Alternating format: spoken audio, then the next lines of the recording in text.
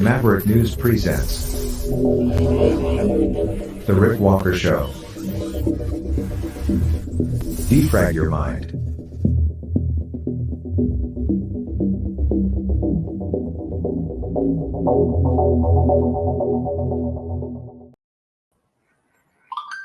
Good evening, everyone. I'm Rick Walker. This is the Maverick News Channel. I'm flying solo tonight. My good friend Brendan is off, and I'm here wearing my tropical shirt, pretending I'm on vacation to show Justin Trudeau that no matter how many mandates he doubles down on, no matter how many new laws he decides to pass, no matter how tyrannical he decides to be, and no matter how many rules and regulations he decides to impose so that I can't get on a train or a plane, I just don't care. I'm on vacation in my mind and in my studio. So it's a tropical Saturday for me. And it's a freedom Saturday for many Canadians across the country who have been participating in freedom rallies, freedom fun days, freedom protests, demonstrations, and freedom convoys, peaceful freedom convoys, peaceful Canadian freedom convoys. As the outpouring of national pride continues across this country, and people continue to yearn for a return to a free and normal society. We have some videos to share with you tonight from some of these demonstrations across the country. We also have a few things to say tonight about the World Government Summit 2022, where Klaus Schwab, the head of the World Economic Forum, doubled down this week on his Great Reset plan. So we'll bring you his comments because we really didn't get to that this week. And very few media outlets, very, very few, even independent media outlets, found time to cover any of that. And yet it's probably the biggest world issue and the thing that's affecting nations around the world the most out of anything that's out there. So we absolutely want to tune in and hear what Klaus Schwab had to say this week at the World Government Summit 2022, which is something of an offshoot of the World Economic Forum and what they do in Davos every year. But right now, let's see if we can't cue up a clip or two of what has been going on today across the country with these freedom rallies. And my good friend, John Nisbet, you should check out his work, which he does independently. And we've had him on the program from time to time. He's a freedom reporter. And he is from the Tillsonburg, Ingersoll area. And today there was a freedom rally there in that part of Ontario, Canada. And this is a pretty big deal today because, of course, it just shows that these convoys are continuing and these freedom protests are continuing. And this whole movement, this freedom movement, is far from over. And also tonight, we do have the phone lines working, and you'll be encouraged to call in and share your thoughts on these different subjects that we're going to touch on tonight. All of them extremely important to the future of the country, for our kids, our grandkids. And let's start off with what John Nisbet shot earlier today as they left Ingersoll as part of a freedom convoy there, heading off to Tillsonburg for the Freedom Family Fun Day.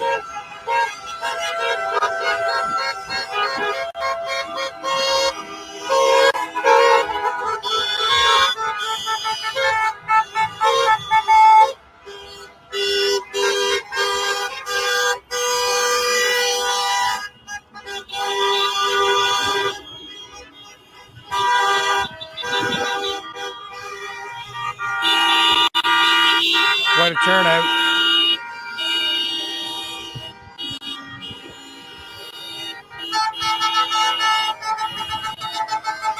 Thank you, Shelley.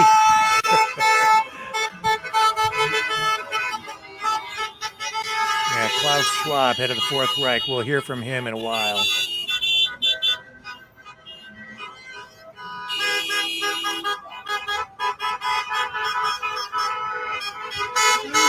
Quite a lineup. Some trucks there. That's a lot of people.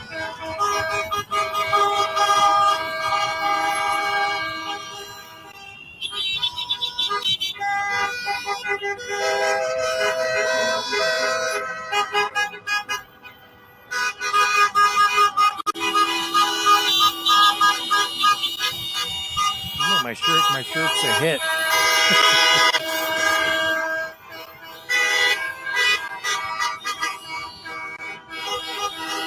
A lot of spirit there today. You can't look at that and tell me that the freedom movement is dead. You can't tell me that the cops beating people in Ottawa, that isn't stopping us. That isn't stopping Canadians.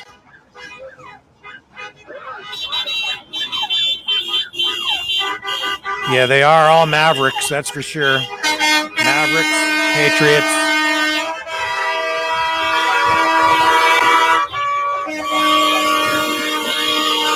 You know what the sound? You know what those horns are? That sound?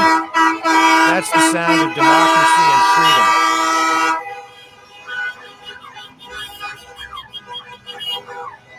And this is in Ingersoll, Ontario, Canada. These guys were on their way to a Freedom Fun Day down the highway in Tillsonburg.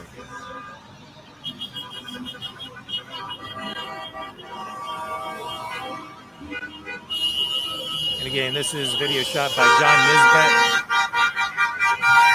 Definitely check him out.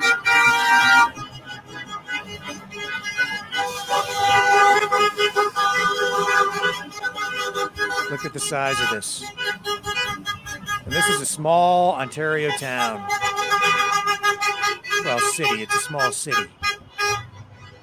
Look at the turnout.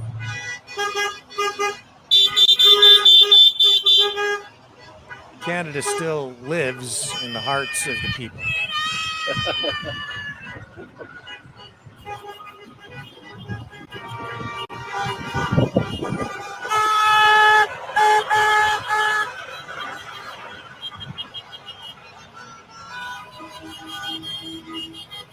I'm impressed.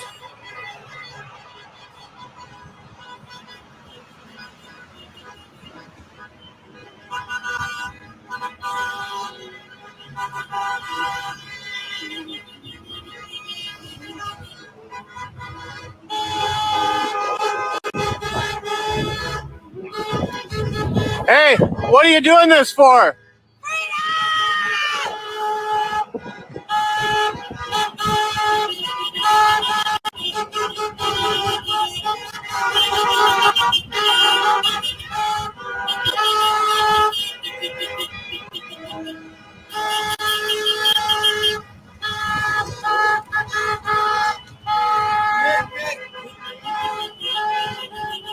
It's beautiful, isn't it?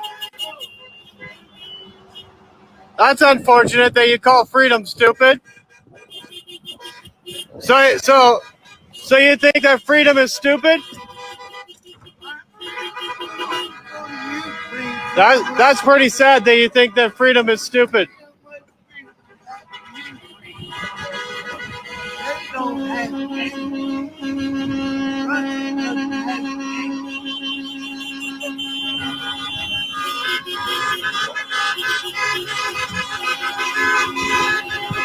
I don't know what that gentleman was saying, but obviously it wasn't positive, which is unfortunate, but we all know what's out there, and we all know that there is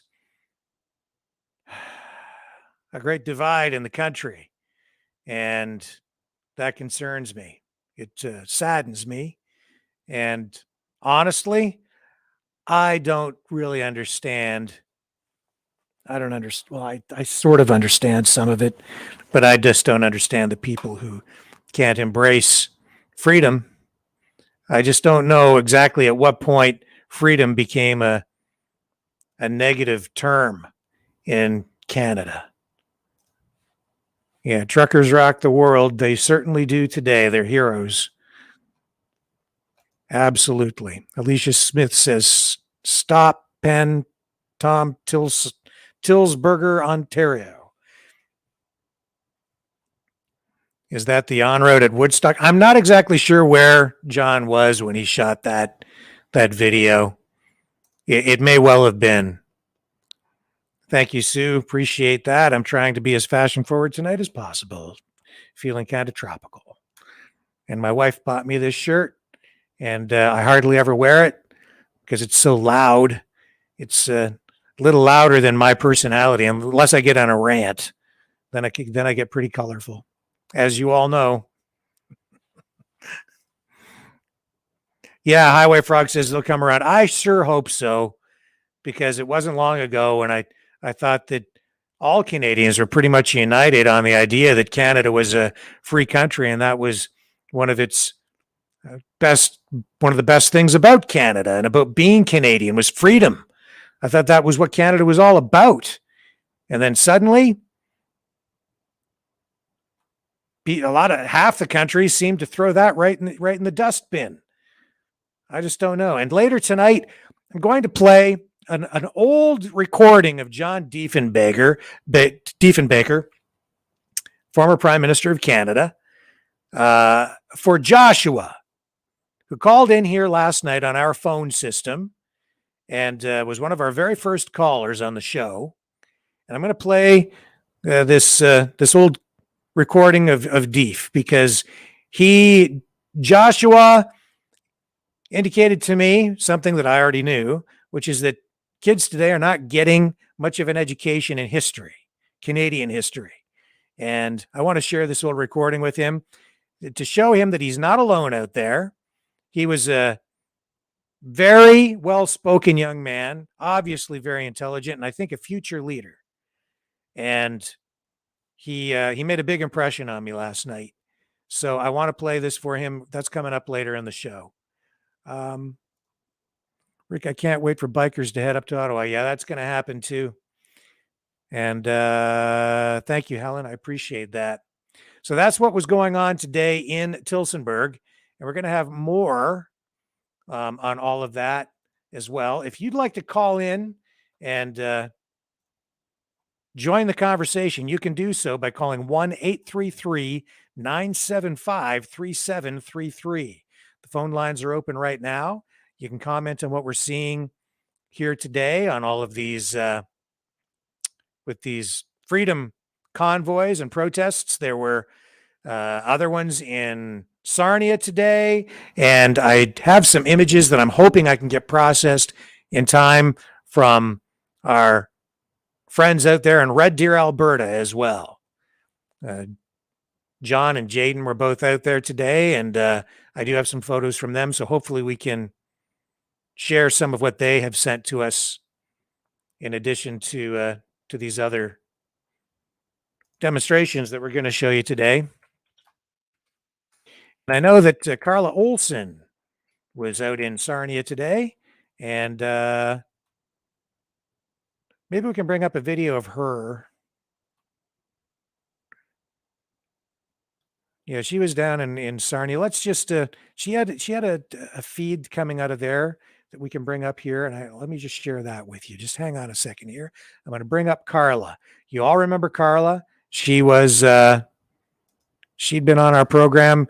She was our person on the ground in Ottawa, and she's out there today in Sarnia. So let's bring up Carla's video where there was another freedom gathering. Here we go. I'm going to keep talking. I'll pan the crowd, and then we'll go listen to Tom, and hopefully I'll be able to talk to some more people. Thanks for joining. Without a vehicle that's run by fuel, stuff that's made by stuff that's actually in the ground. They can't. They don't want us living in rural communities. They want us bring us into migration into the cities that become gulags. I digress. Bottom line is, right now, today, yesterday, the day before, does anyone know where our so-called new czars of the free world are? They're in Dubai. You know what the conferences that they're at? You know what it's called? World Government Summit. World Government Summit. Last time I checked, we have a Charter of Rights and Freedoms, a Bill of Rights, we have a whole constitution. We are a standalone sovereign nation under who? God. What they're doing right now is they're taking God out of the picture. They want us to be dehumanized. That's what the masks were about, if you haven't noticed. Nice to see everyone here with the smiley faces, by the way. I'm blown away. I've been traveling this week all over because I've been working and I had to go into plants, a couple factories. They made me wear a mask. I looked at them going, like, for what? What am I wearing a mask for? Like, the mandates are over here. Like why? But you have to. Like, you have to pick your battles. But the bottom line is like, the amount of people that are wearing masks by choice now is staggering to me. It staggers me. I literally have to say a prayer every time I go out in public because I'm incensed. I was in London yesterday. I saw a child running from school, 6 years, maybe 8 years old, with a mask on, outside, nobody around him. What kind of programming has to happen for that to occur? It's programming. They've been programming us for years. Let me tell you how. So let's go back a little bit in time to a point where we all of a sudden get these new technologies, and you can download an app for this. And we download the banking apps, right? But go back even further. The bank machine, kind of the first state of government oversight, control. They can see what you're doing. They have visibility now. They can surveil us a little bit because those machines have cameras on them, right? So they know exactly when we've gone to the bank machine. They know exactly when we pulled out the money. They're starting to do behavioral studies on us. This is back in the 80s. But what were they doing really? They were trying to get rid of human labor. And then what happens? We start creeping into self-checkouts. And then we get the smartphone. The smartphone was the first device that they used for digital ID and digital currency. And then we just subtly let them take our face ID. Now they can just look at the phone and we get our app. Because, passwords are so hard to remember. Like, you can't use the same one for everyone because it's easy to hack. So we now have digital. We have a form of digital ID, but the one difference is we, as sovereign people, sovereign human beings, have a say. We decide what we want to partake in, what we want to. It's still our money in the bank. We can go to the bank and pull it out. And by the way, I'm going to say this, and I want it to be understood. If you have any more than 10 grand in a bank account anywhere, the time to get it out of there is now, because they are going to centralize all of it, the currency, the ID, and by the way, don't kid yourself. The digital ID, the digital passport program, that Klaus Schwab. Does anyone know who Klaus Schwab is? Why? Why do we know who he is now? All of a sudden now everybody knows Klaus Schwab. Why? Why do we know him now? Because they want us to know him now. Does anyone know who Noah Harari is?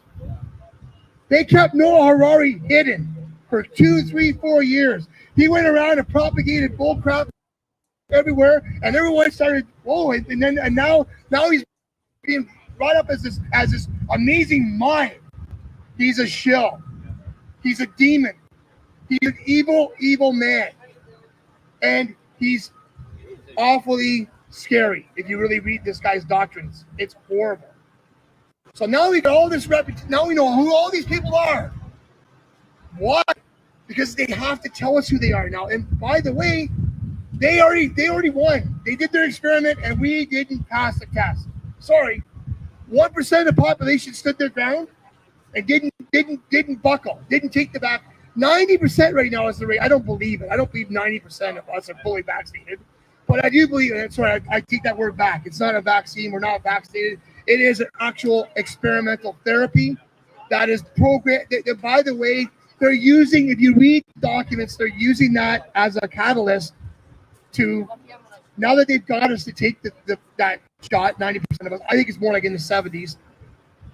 The reality is that's be part of the digital ID, part of the digital currency. How do we know this? Because they tell us. Lockstep agreement. Look it up, Rockefeller. They walk us through it.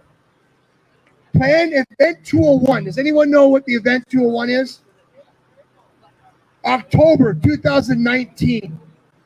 Every single medical, anyone that's in the know medically, were there. The Gates Foundation were one of the benefactors, the proprietors. They paid for it. The Gates Foundation. Does anybody understand who's involved with the Gates Foundation? Do you know that McGill University sits in that foundation? They have Canadian operatives in that foundation. They organized this event. It was a pandemic run-through. October 2019.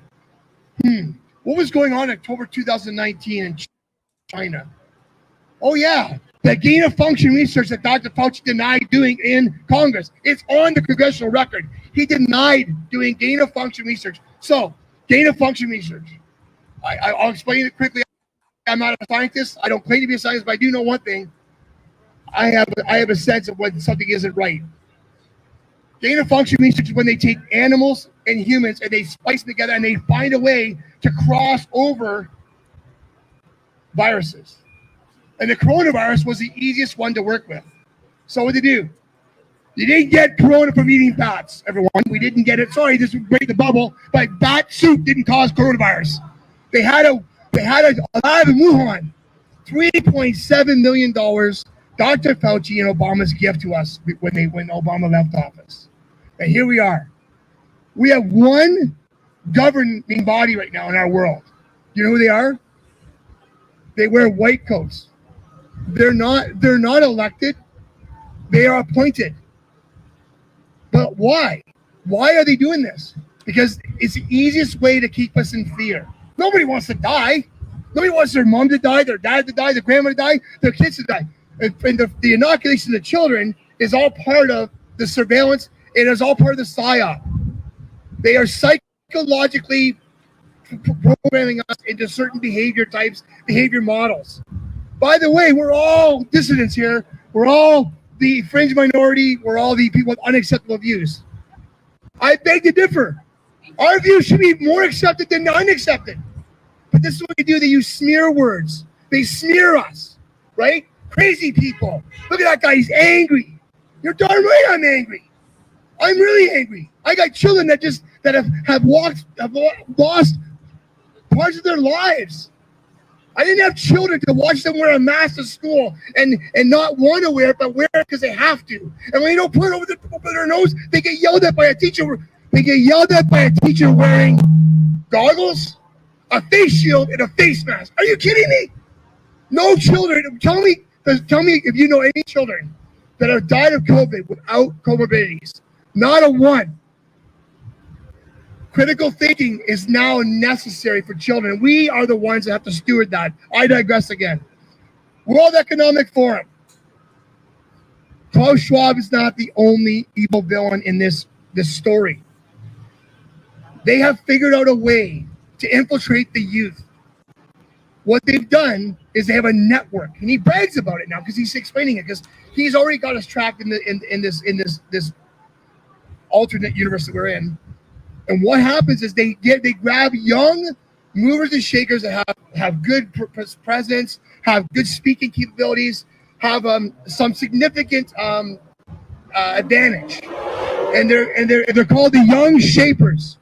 Now, if you don't know what that is, it's a group that's loosely affiliated with the Young Global Leaders Program under the World Economic Forum, WEF. And this is how they infiltrate governments.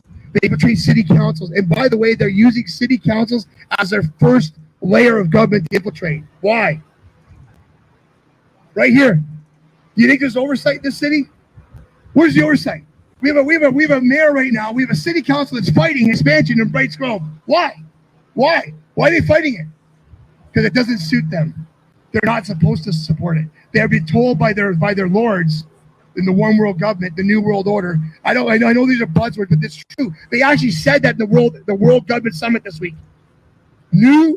Is society ready for a new world order? No, we're not. We're not ready. We don't want it. We say no. I say no. You say no?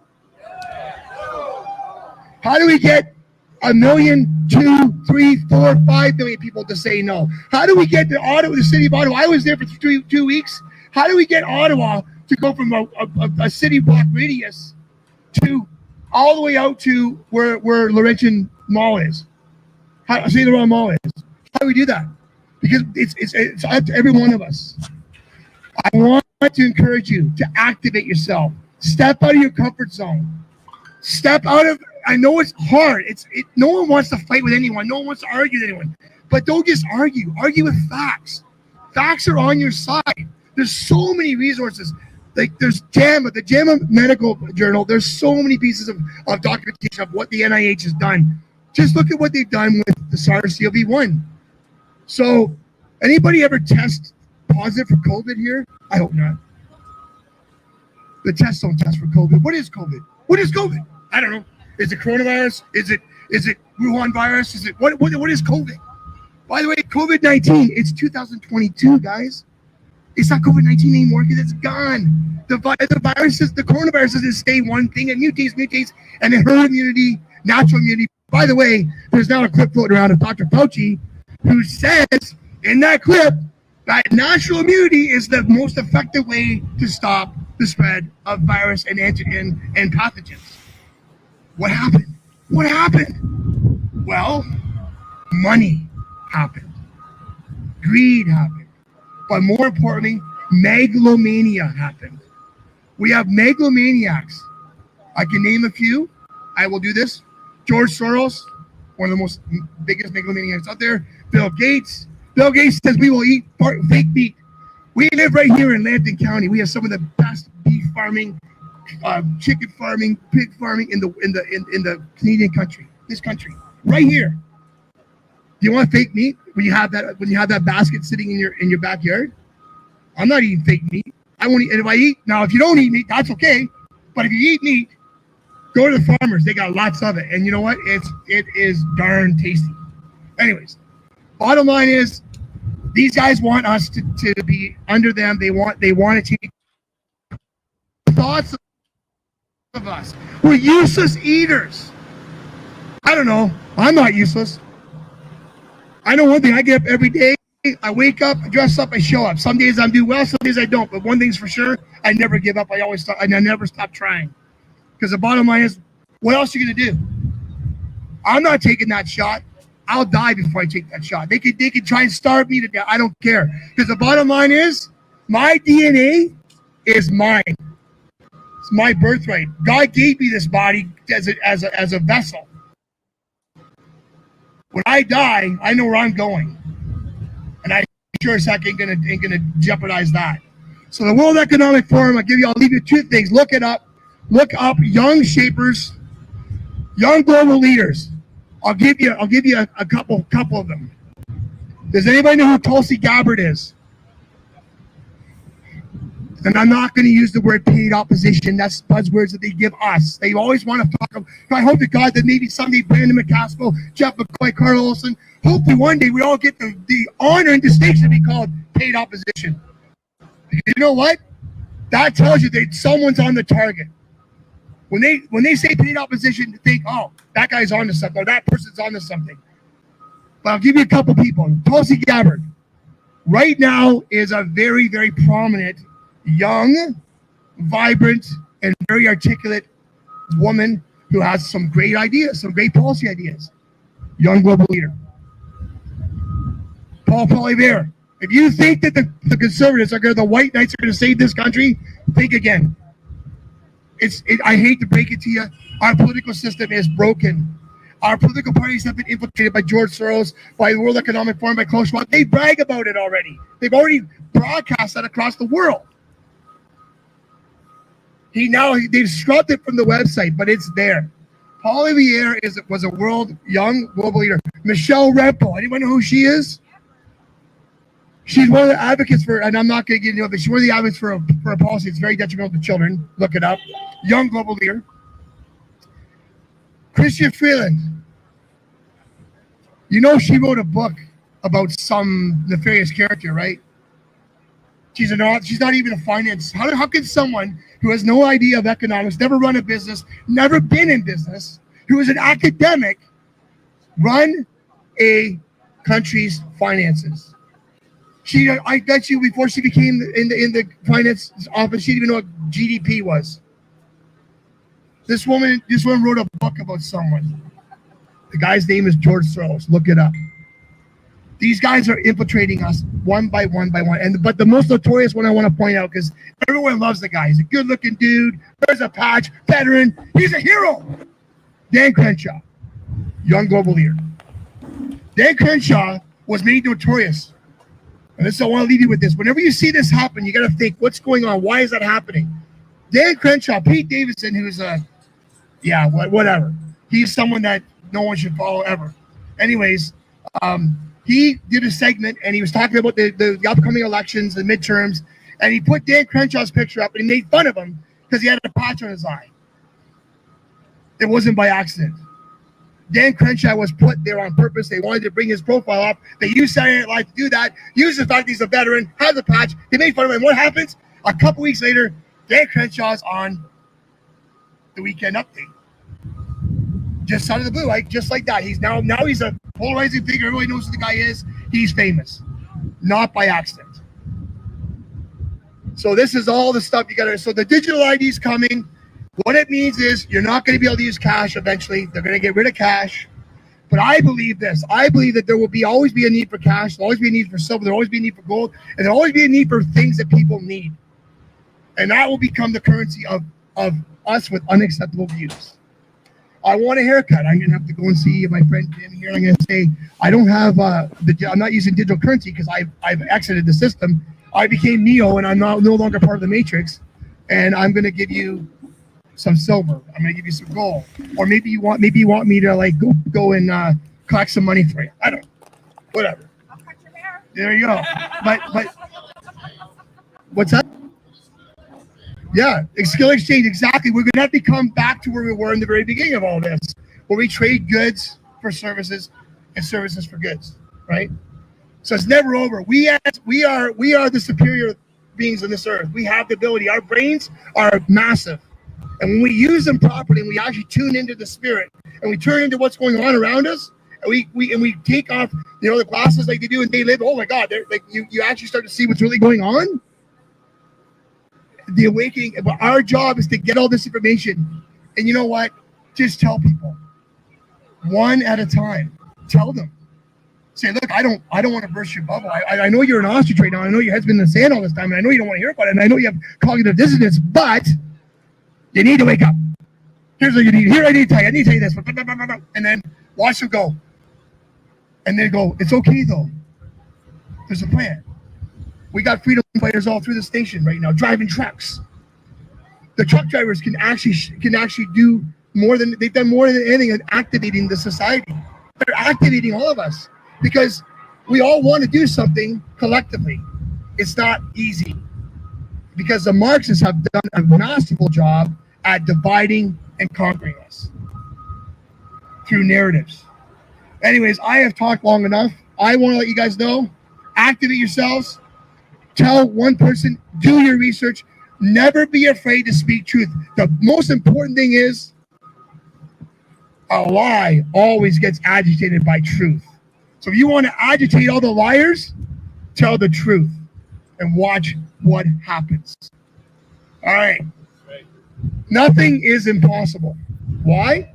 Because in the word impossible is I am possible. So have a good day. Thank you.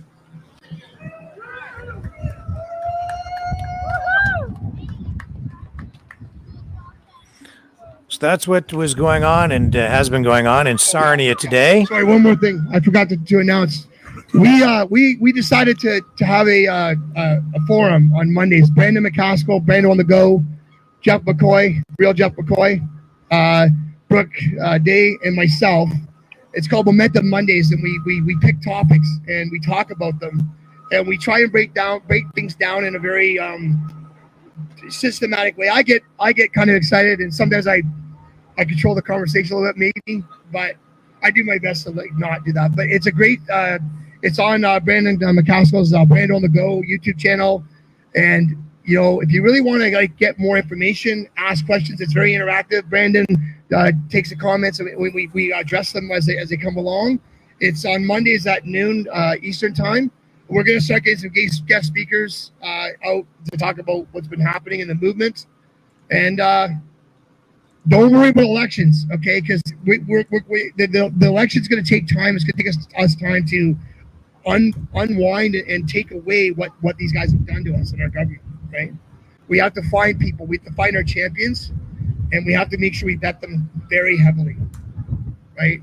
Because that only solution is to get our people in there that are actually going to go back to Canadiana Americana and the true sovereignty of ourselves.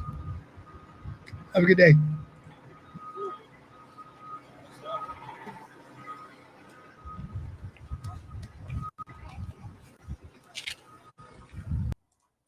So let's just dump out of that for a moment. We'll take a very brief break for this short message so that you are reminded of how you can call in tonight if you'd like to do that and join the conversation.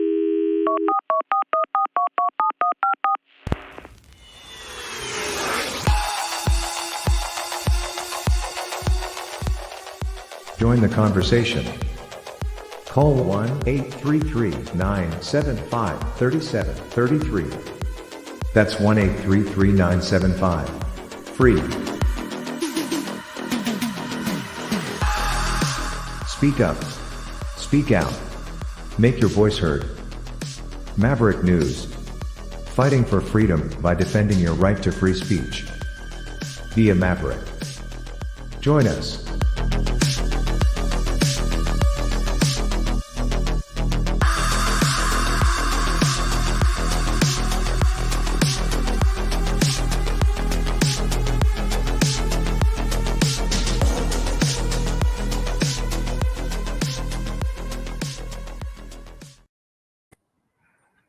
And there you have it. Let's go back to Carla's stream and catch up with her again in Sarnia, Ontario, Canada, where another freedom demonstration took place today.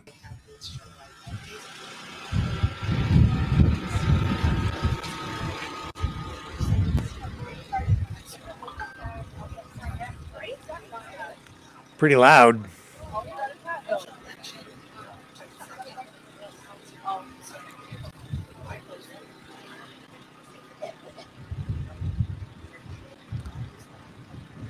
Can't really hear what she's saying, so we're going to dump out of this. Here we go.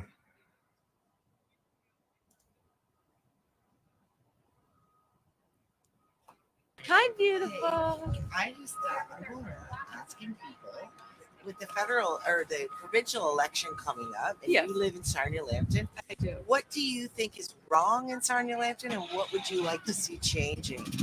Oh, I want to This is see a chance to use your everything voice. changing. First of all, like our city council, our mayor first and foremost needs to go. He's been mayor literally almost my whole entire life. I Googled it a couple months ago, and he's been mayor since '88. Sorry. I was born in '84, so for the majority of my life, he's been our mayor. He needs to go. He does nothing for our city. And I think we need a new and improved city council. The city in general, we've always catered to seniors. Not that that's a bad thing. I love the elderly, but it doesn't leave room for growth in Sarnia. In Sarnia, like, we're a border city. We have this beautiful waterfront all around us. We're surrounded by water. We have so much potential here, and the city has neglected to let us thrive. And I think, I don't know, as Sarnia, we have so much potential. When you talk about the water, our waterfront, and when you talk about our beautiful Lake Huron, don't you think we could maximize on that? Oh, Bring in absolutely. tourism, bringing in more dollars. Yes, into this it should be like Grand Bend, all year round. Exactly. We're surrounded by water. We should have restaurants along the water. We should have paddleboard rentals. We should have sea-doo rentals. Like, the potential we have with the water alone is incredible, and this city has neglected to even, I don't want to say profit off of it, but utilize it. Thank you. That's the word. Yes, yeah. Utilize it. It's. I know we're sitting on absolute beauty, and we should be sharing it. We really should. I tell people about Sarnia, like, we're Sarnia. They've never heard of it, so I always have to say we're an hour from London, and we're at the border of Port Huron, Michigan. And then once they come here, they don't want to leave. They go, it's like a hidden gem. Because it is. What do you think provincially we need in our riding? We need more people standing up for our rights and freedoms. Everybody has their own agenda. Everybody's about money and power, in my opinion. Nobody's actually for the people. Nobody is. I shouldn't say nobody. I do love PPC. I don't want to be political, though. But absolutely, we need more people for us. And not just freedom fighters in general, but the people in general. People that have the people's best interests at heart, that want to see the people thrive and their cities grow, and who honor our Bill of Rights and our Canadian Charter of Rights and Freedoms. I hate being put on the spot. I'm sorry. You did a great turn. Thank you so much. I love you too.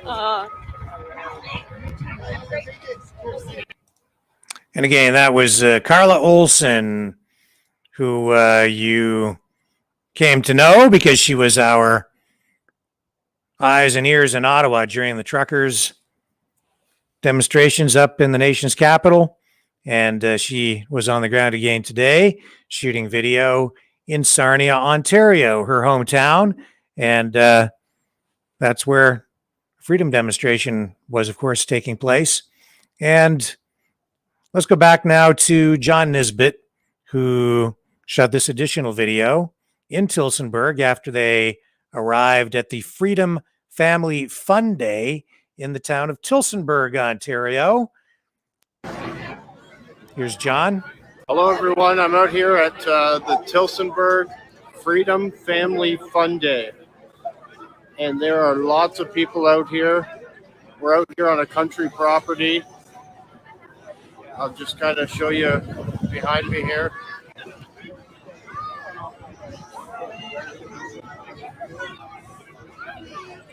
Again, this is John Nisbet. You should check out his work. He's definitely a freedom fighter, freedom reporter.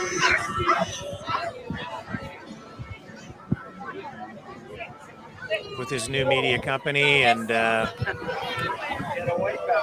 quite a turnout today. We showed you the convoy that left Ingersoll and then made its way down here to this property. This looks like a farm property in Tillsonburg, Ontario.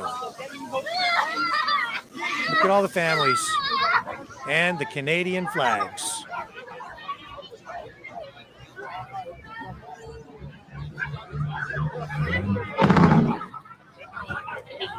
I think those bouncy castles are becoming something of a symbol of the freedom movement.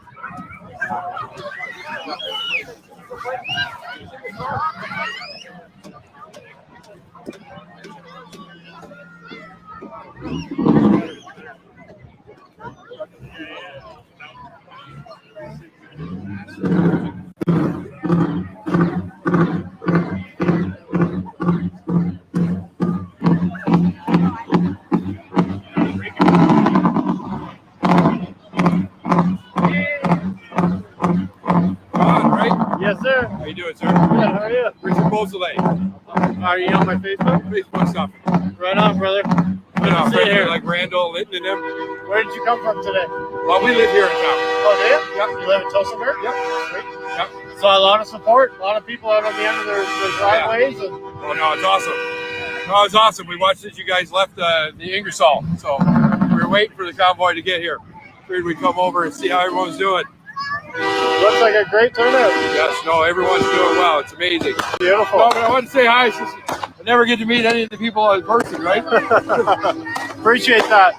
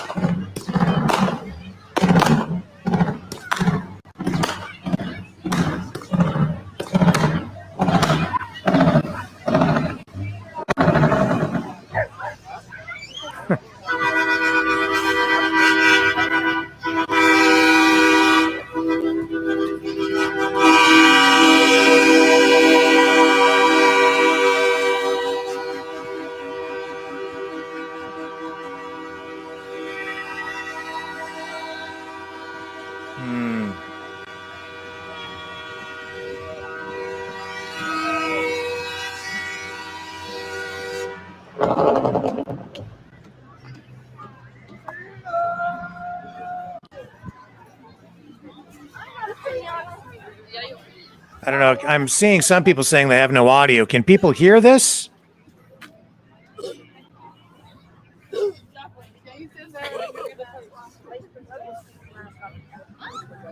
Let me know if there's no audio on the transmission side.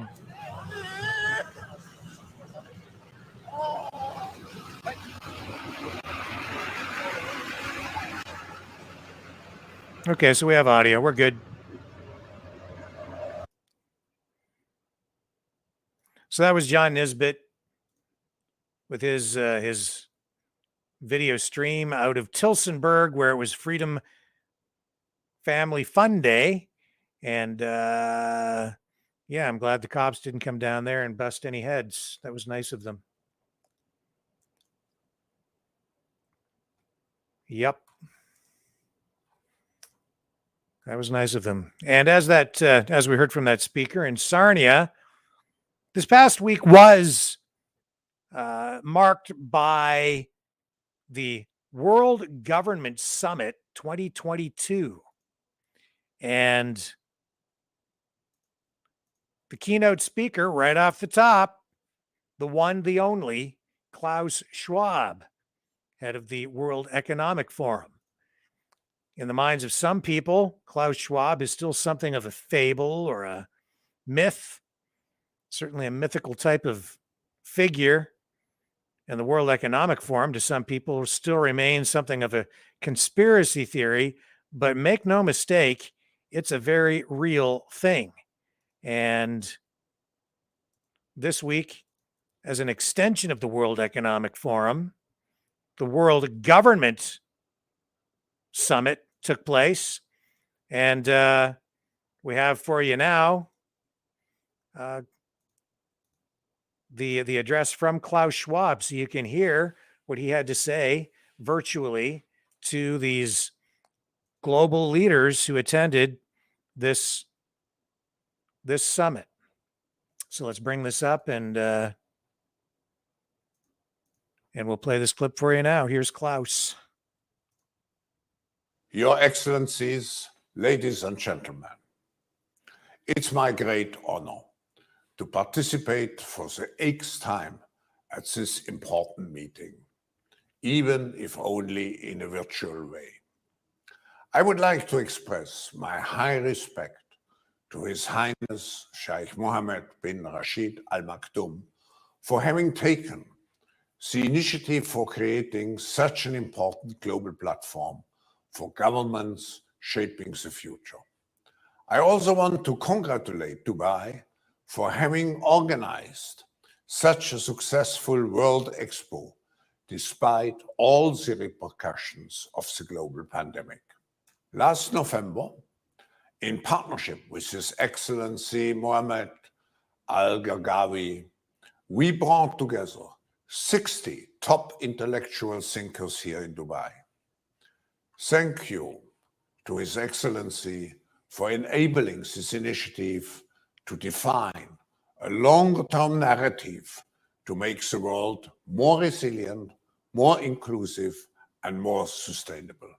With all the current issues on our agenda, we tend to forget that we are in the midst of the fourth industrial revolution, which accelerates global change in much more comprehensive and faster ways than the previous three revolutions. I'm proud that the government of Dubai has been so foresighted in establishing a Center for the Fourth Industrial Revolution in cooperation with the World Economic Forum. The objective is to quickly recognize the potential of new technologies, as well as develop the necessary ethical and political frameworks around those new technologies to ensure that those technologies are human-centered and society-oriented. The world has to overcome not only the damage done to our economies and our societies by COVID-19, it also has to confront the repercussions of a dangerous clash between major global powers. History is truly at a turning point. We do not yet know the full extent and the systemic and structural changes which will happen. However, we do know that global energy systems, food systems, and supply chains will be deeply affected. In times of crisis, the role of governments is more important and more relevant than ever. What is also needed is a summit like this one to go beyond crisis management and to look into constructive ways we can build our common future. I want to pause there for a moment and point out that the virus did not do the damage to our economies worldwide. It did not inflict the damage to our societies, our countries. The government response, the government responses, that's what inflicted the damage. It was the lockdowns, the mandates, the divisive rhetoric, the attempt here to harness the crisis so that they could build back better and make sure that before they started to build back better, that our society was torn down. That's what inflicted the damage. If you're looking for the source of the damage, you're looking right at it on the screen right there in this man and the world leaders who follow him. And the other question I have, well, the question is, who put this guy in charge? Did anyone vote for him? Did any Canadian get a chance to vote for this guy? Who put him at the head of anything? And why are our politicians following him? Why is over half of the Liberal government, half of the Liberal politicians in power, why have they come under his umbrella and his instruction, his direction? Why did they attend his school? Why are so many of them listed as young global leaders or listed as members of the World Economic Forum? How did all of that come to pass? How did this guy get so much power, so much influence, so much control over our governments in Canada and the United States? This guy, Klaus Schwab. Someone said he's the leader of the Fourth Reich. More accurate than anyone knows. We've talked about fascism, Nazism. After the Second World War, Nazis kind of faded away from the public eye, but they never really went away. They've been around the entire time. The way people think of fascism has changed since the Second World War. The way we've been taught about it changed. So I ask you, who put this guy in charge, and what's he really all about? What is this guy? What is he? And what have our politicians become? What has our government become?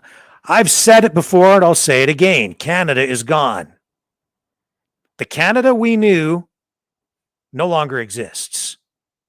In its place, we have some new hybrid, fascistic, communistic, globalist being the proper descriptor today to describe this hybrid, fascistic, communistic, fascio-communistic system that we have, being led domestically by Justin Trudeau.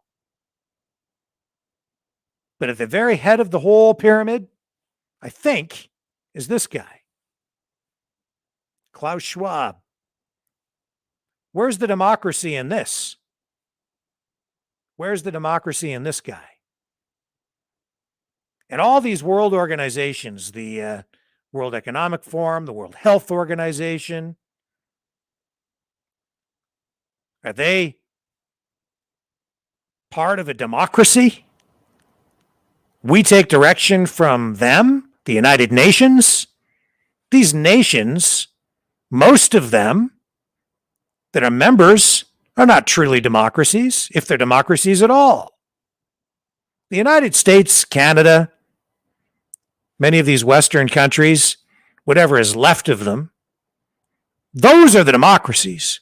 Canada is and was a democracy. We still have a chance to vote. I'm not sure how much integrity there is left in any of our democratic systems, and I'm not sure how much integrity there is left in any of our electoral systems these days. It remains to be seen.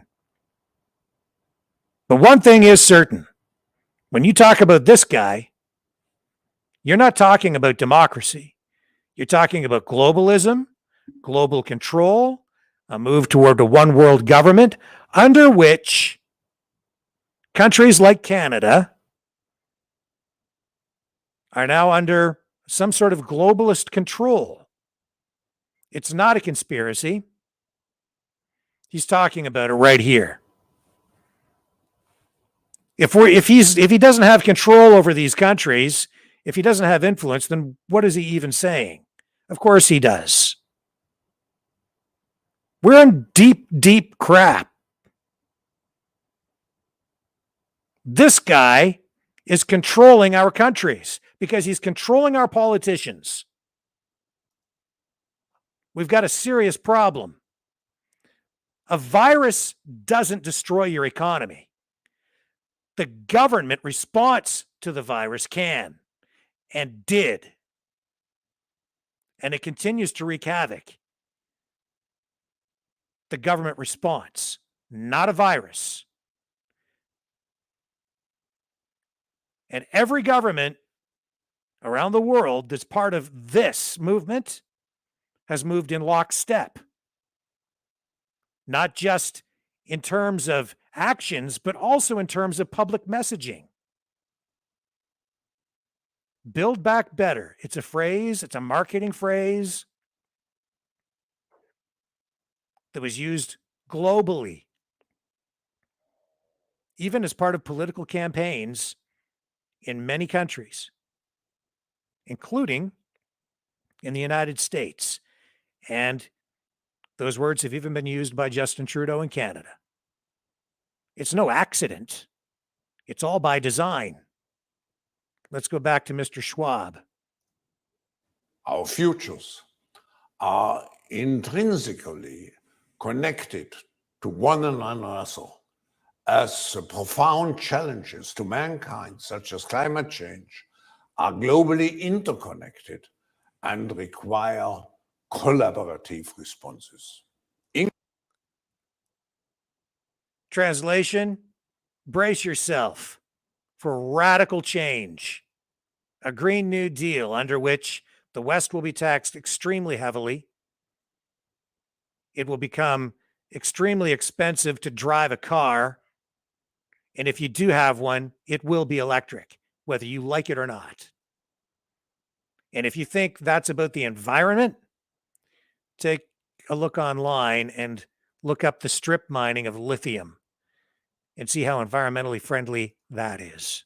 In conclusion, and despite all the challenges, we have to uphold our responsibility, which we have towards the next generation, and which we can only fulfill through collaboration on a national and on a global level. I wish you an impactful and successful meeting. And there you have it. If you'd like to join the conversation tonight, you can do that. I'll put the number up here again. You can call 1-833-975-3733. That's 1-833-975-FREE. And join the conversation live right here on the Rick Walker Show on the Maverick News Channel. And that's Klaus Schwab this week at the World Government Summit 2022.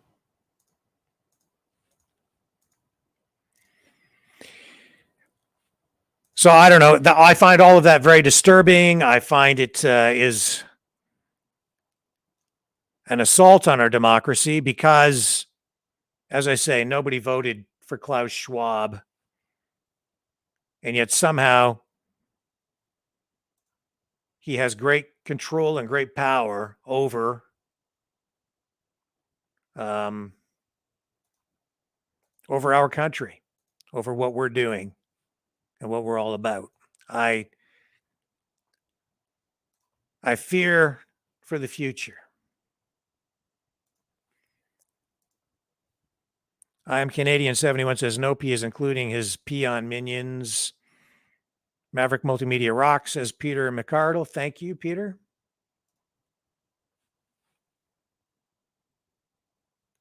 You should also be charged with international interference, according to Canadian Rage Gaming. Ericsson, the Swedish telecompany, is in 187 countries working for the deep state.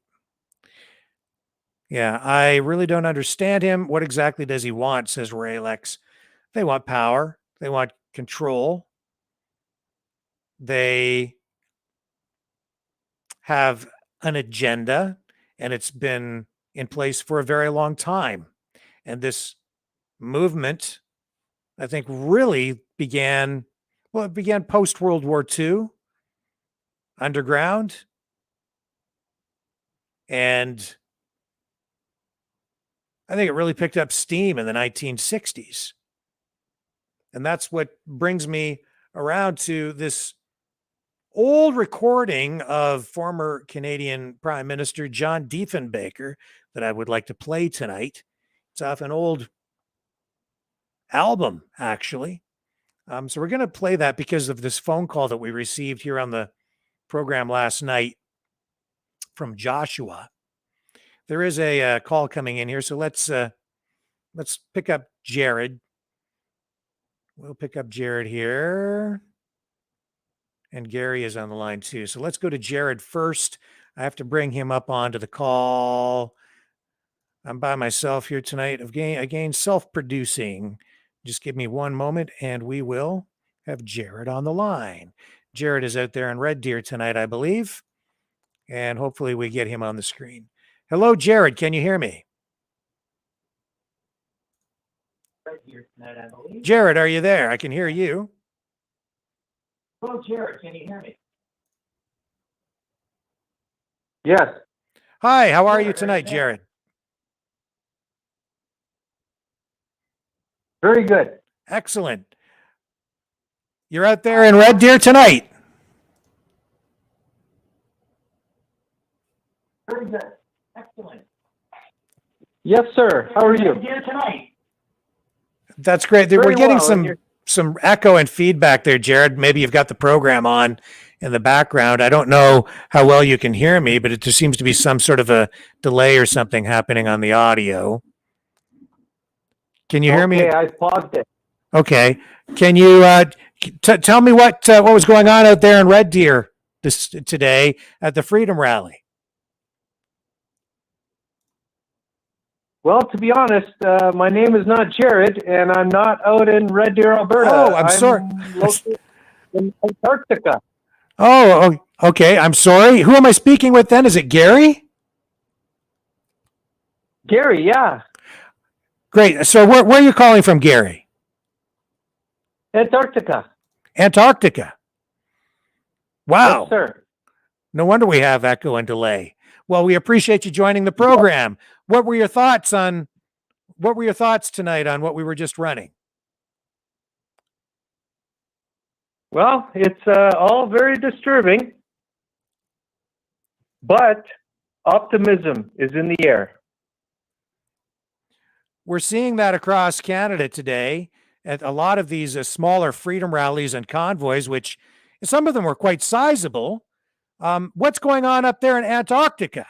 I can't imagine that. Yes, it's well, we're looking forward to the spring, which it now is. In fact, April 1st, April Fool's Day, was in fact New Year's Day in reality. How does that work? So things are looking. Yes, so in the reality calendar, you know, the calendar that we live by, which really is dictated by physicality and weather and such, April 1st really is the first day of the year. It's spring now. I see. And up in Antarctica, what's been going on up there with COVID and mask mandates and so on? Has it been the same up there as it was down here, or has it been different? Can you describe what goes on with all of those pandemic measures? What's happening right now? It's different. Trudeau never visited us. I see. Have you always lived in Antarctica, or did you move there, or what's your background? Background is, yes, always lived in very cold temperatures.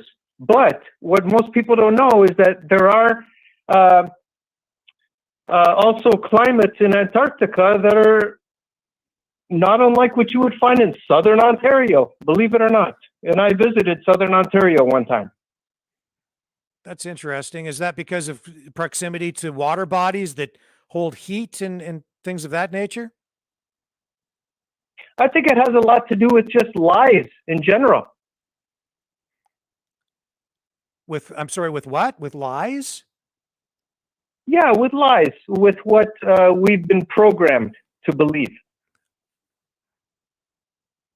So people have a cliched concept of what the climate is like in Antarctica, is what you're saying. Yes, good.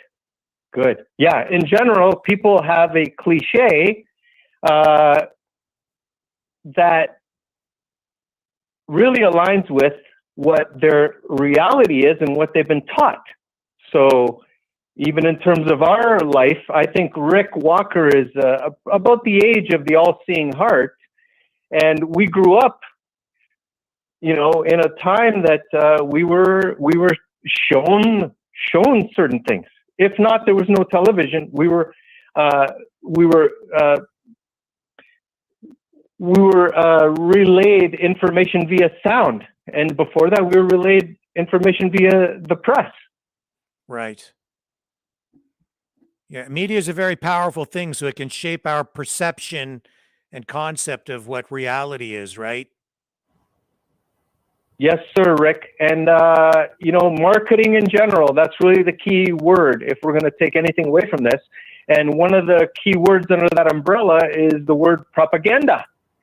So marketing is really the solution to all of this.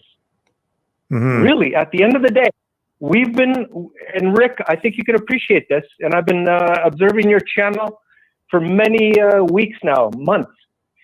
Love it. But we need to get down to the nitty-gritty of it all, which is the solution. And the solution is a marketing campaign that is opposing the marketing campaign that has been relayed to us. Brainwashing, right? So we need to reverse that. And obviously, you know, the CBC and the CTV and the Foxes, the CNNs, all of this is owned and has one specific agenda. And the only solution to keep the people from wearing masks in the grocery store is to, like my parents, for example, is to really relay to them that, yeah, you don't have to wear that anymore. But it's going to take, nowadays, it's going to take, you know, what is God to them in terms of information. And in the information war, which is the television, to tell them, hey, you don't have to wear your mask anymore. You don't have to get 5 boosters or 6, right? So I'm just curious. You say you're in Antarctica? Yes, sir. It's a great place to be.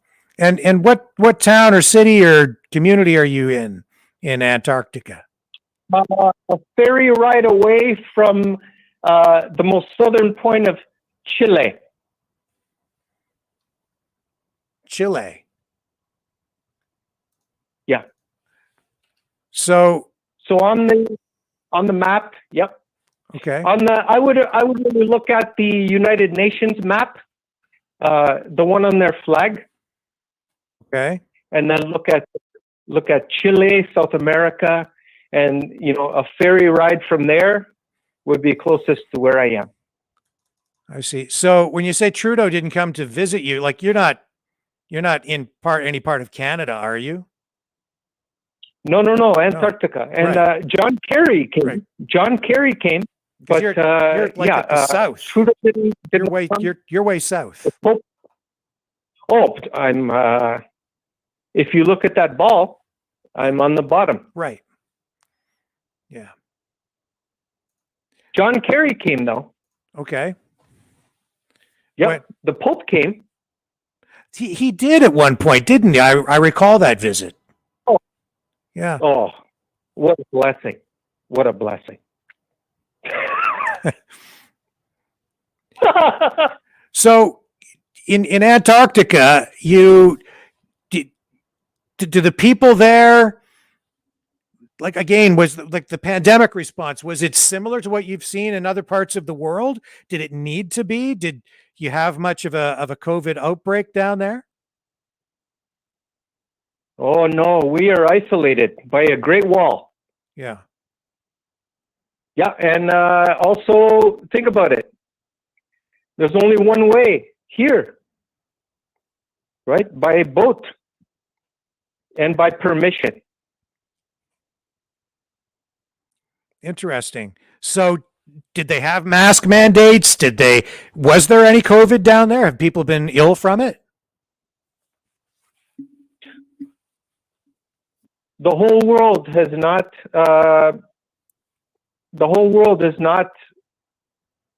been, what's the word I'm looking for?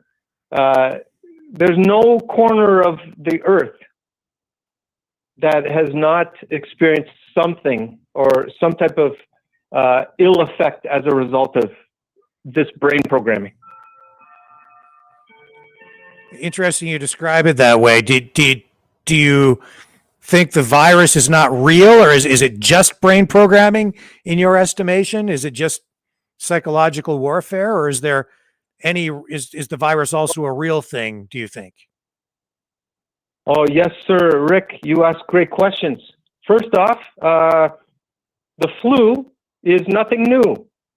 So the all-seeing heart has lived its whole life with the flu. Sometimes you get the flu once a year. Sometimes you get it once every couple of years. But for the most part, people, they know how to deal with sickness, right? In Antarctica, we have so many days a year of sunshine, but even at that, You could take vitamin C, you work out, you keep up with keeping your health up, right? This is nothing new, right? So you asked, is the COVID, is this for real? Yeah, it's for real in people's brains. Why is it for real? Because it was programmed there. I hear what you're saying. And I guess in Antarctica, it's especially important to make sure that you take extra vitamin D, because you don't at certain times of the year get as much exposure to the sun, right? That's right. That would be a fair assessment. Yeah. And what do you make? You go ahead. Go ahead. No, you go ahead. If you had something to say, I'm interested. No, please, you. What I'm interested to know what your take is on this Klaus Schwab and the World Economic Forum and the clip that we just ran of him at this week's World Government Summit 2022. Would that impact very much on your communities down there in Antarctica? Oh, yes, it impacts all of us, obviously. And even this whole topic of Antarctica, I mean, what is it, right? Mm-hmm. But what I love about your channel is that you are asking questions. And that's one thing is that we can never stop asking questions, okay? Even Antarctica, well, what is this, Antarctica, right? It's, if you really think about it, if you lived here, you'd realize, oh, it's just like Saskatchewan, or it's just like Arizona, right? Mm-hmm. Or it's just like Greenland. It's just another place on Earth, but the programming is deep. And even further, there is more truth coming out, and it's just going to keep coming out. And I'll tell you one thing, it's that people that are awake from the beginning, they've known this. They've known this from 2 years ago that there's something wrong. Now, the beauty of the time now is that we, people like us, have realized that, wow, there was something wrong from the beginning, and most people didn't get it.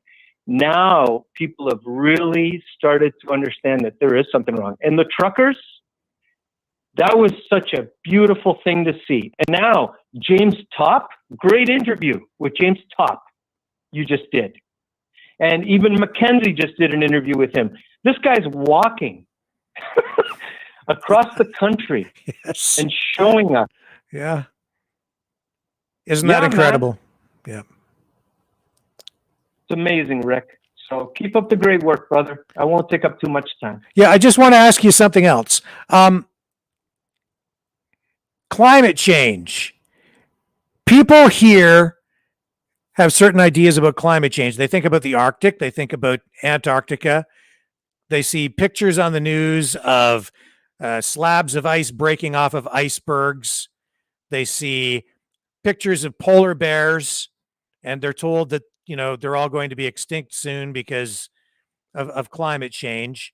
I'm interested to know what is your view on the climate change issue, and tell me what you've witnessed and experienced yourself in terms of the climate where you live. Have you noticed that the kinds of change and the dramatic kind of change in the climate in the way that the media describes it? It's so simple, Rick. Yes, there is climate change, and yes, they changed the climate. Even not far from where I live, there's an airport, and they had a billboard out front saying cloud seeding. They provide the service of cloud seeding. So when a person really understands that weather is manipulated, and come on, we can, even if we're paying attention to the mainstream media, we can go back 3-5 years and look up that in China, in Beijing, I think it was the Olympics, They were changing the weather there. They were trying to make it rain or not make it rain. It doesn't even matter. The point is that climate change, it's a misnomer. Climate change, it's what they do. And at the end of the day, I'm just going to bring it down to really the bottom line, which is, what is their MO? What is it? Well, they put it in stone. They put it on the Georgia Guidestones, okay? Mm-hmm. Bill Gates, these guys, they show you, they tell you what their MO is. And that's why we got to get rid of them, right? Their MO is depopulation. Their MO is death. Yes, because they see human beings as some sort of parasite on the planet. And isn't that wild that the reality is that they, the less than 1%, are the parasite. They're the cancer. Yes. I agree. I agree with you 100%. Yeah, man. And you're a part of the change, and the All-Seeing Heart is also a marketing expert. So if you really view this from a marketing point of view, and of course, the word propaganda, right? Who invented that? Well, that was Edward Bernays. Who is Edward Bernays' uncle? That was Freud. When was his book released? In 1938. Propaganda, the book. He's the godfather of public relations. Okay, so World War II. There's a guy named Joseph Goebbels, Goebbels, I think it was. Yep. Well, he studied Bernays' book from years before and enacted those tactics. And by the way, now we're way past that, right? And Rick, it, man. We're, like you guys say, man, this is an information war. Yes. Wow. We're deep. Well, yeah, but we're going to win. Yeah, well, you may be down there in Antarctica and very far south, but you must have gone to some pretty good schools because you are very well spoken and obviously very well educated. And I'm appreciate that. Yeah, I'm grateful for you calling into the show because your comments are intelligent, thoughtful, and helpful, I think, to everyone, and especially your perspective coming all the way from that part of the world, because we just don't hear from people down there really ever. So this is great to talk to you. Yes, sir. Appreciate that, Rick. And for sure, you're not going to hear from many people calling in from Antarctica. I don't doubt that. This is a real treat, an absolute privilege. Thank you so much for doing this. And you know what? We might be the anchor country in Diagolon.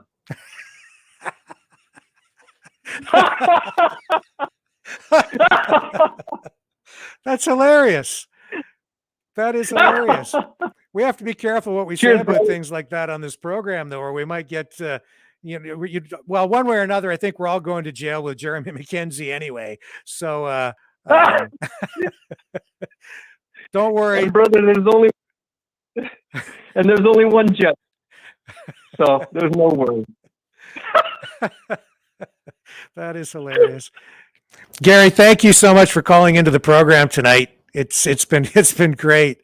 I really, really appreciate it. You're welcome, Rick. Take care, man. We'll be in touch. Bye-bye. Okay. Call back anytime. It's been great. Absolutely. Thank you. Now, is Jared on the line? Can you hear me, Jared? I don't know if he's there. I see him in the call queue, but not sure if he's actually hearing me or not. No, he dropped out of the call. So maybe Jared will call back. I know that I think it's Jared from Red Deer, and I did speak to Jared before we went on the air tonight. John and Jared were down at the freedom demonstration in Red Deer, Alberta, Canada, and they did send some photos from Red Deer today. I can bring those up and share some of those with you. I think that's him there. And that's the car that his little red Hyundai that he took to Ottawa and was back out in Red Deer with it today. And when he was in Ottawa and making his way across the country, freedom fighters from everywhere joined him and they signed his car. So he has signatures all over that car. And today he's flying all those flags. And as I said to him, I think in the future that car will come to represent a symbol of freedom for Canada and the world, and might even at some point, now depending on how history decides to record the events of these days, it may well end up in a museum someplace. I could absolutely see that. It might not seem like it right now, but imagine 20, 30, 40, 50 years from now going to a museum. And, I think that all of these freedom demonstrations are a moment in a milestone in Canadian history. And we will look back on these times if Canada emerges and survives as some sort of free nation. People will look back and embrace that as a symbol of what happened these days as we fought this tyranny and these efforts to strip our freedoms away. And this is the guy who is under Klaus Schwab, and obviously a target of criticism at today's freedom rally in Red Deer, Alberta, Canada. We love you enough to share the truth. Truer words were never spoken. And another photo there. And here's Tyler from California joining us on the program. Tyler, can you hear me? Yep, loud and clear. Excellent. Thank you for joining us on the show tonight. You're out there in what part of California are you calling from? I'm calling from Lodi, California. Okay, I don't know exactly where that is. It's a small city right next to Sacramento and also 5 hours to Los Angeles. I see. Yeah. Anyway. So what were your thoughts? What did you want to talk about tonight? To tell you the truth, I've been watching your live stream since before the Freedom Convoy in Ottawa, which is kind of scary. And I'm trying not to take a minute of your time, but this is everything what's going on with the WEF. It doesn't even surprise me anymore, to be honest. And why does it scare you? Well, it's about what the world's going to change of the one world government, and everything what Klaus is doing is kind of way beyond me, and not just me, including you and everyone else. Yeah. Yes. And out in California, California has been, especially in the larger cities like Los Angeles, I know that the pandemic measures have been among the strictest anywhere. Has that been the case in your town as well? Well, in our town, everywhere I go to the grocery store, nobody wears masks. I see some people wearing masks. It feels like people are they just don't even care anymore about the mask anyway. And also in San Francisco, it was ever since before the Trump convoy happened, months before it happened. My family and I were about to head to a restaurant, and the only vaccinated people is just both me and my parents. But my sister and a friend, they're the only two that are not vaccinated. So, and yeah, but like I said, in Lodi, you don't have to show your vaccine. You just go in or do whatever it takes to take care of yourself, if you know what I mean. Yeah.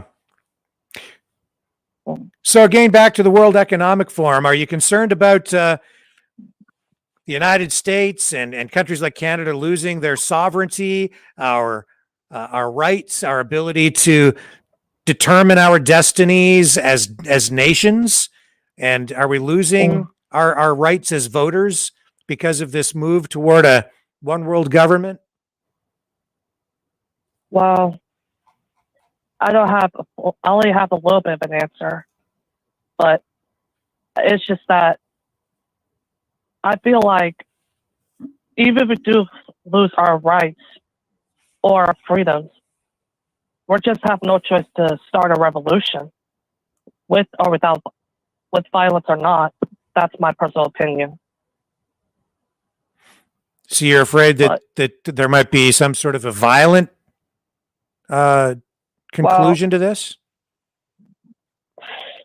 Well, like I said, I don't want to sound a little confusing, but from my personal perspective is that, I don't know if I could say this on YouTube or anything, but I know people, when the guy mentioned about the boats, think again, Soros and the other elites admitted they control the boats, right?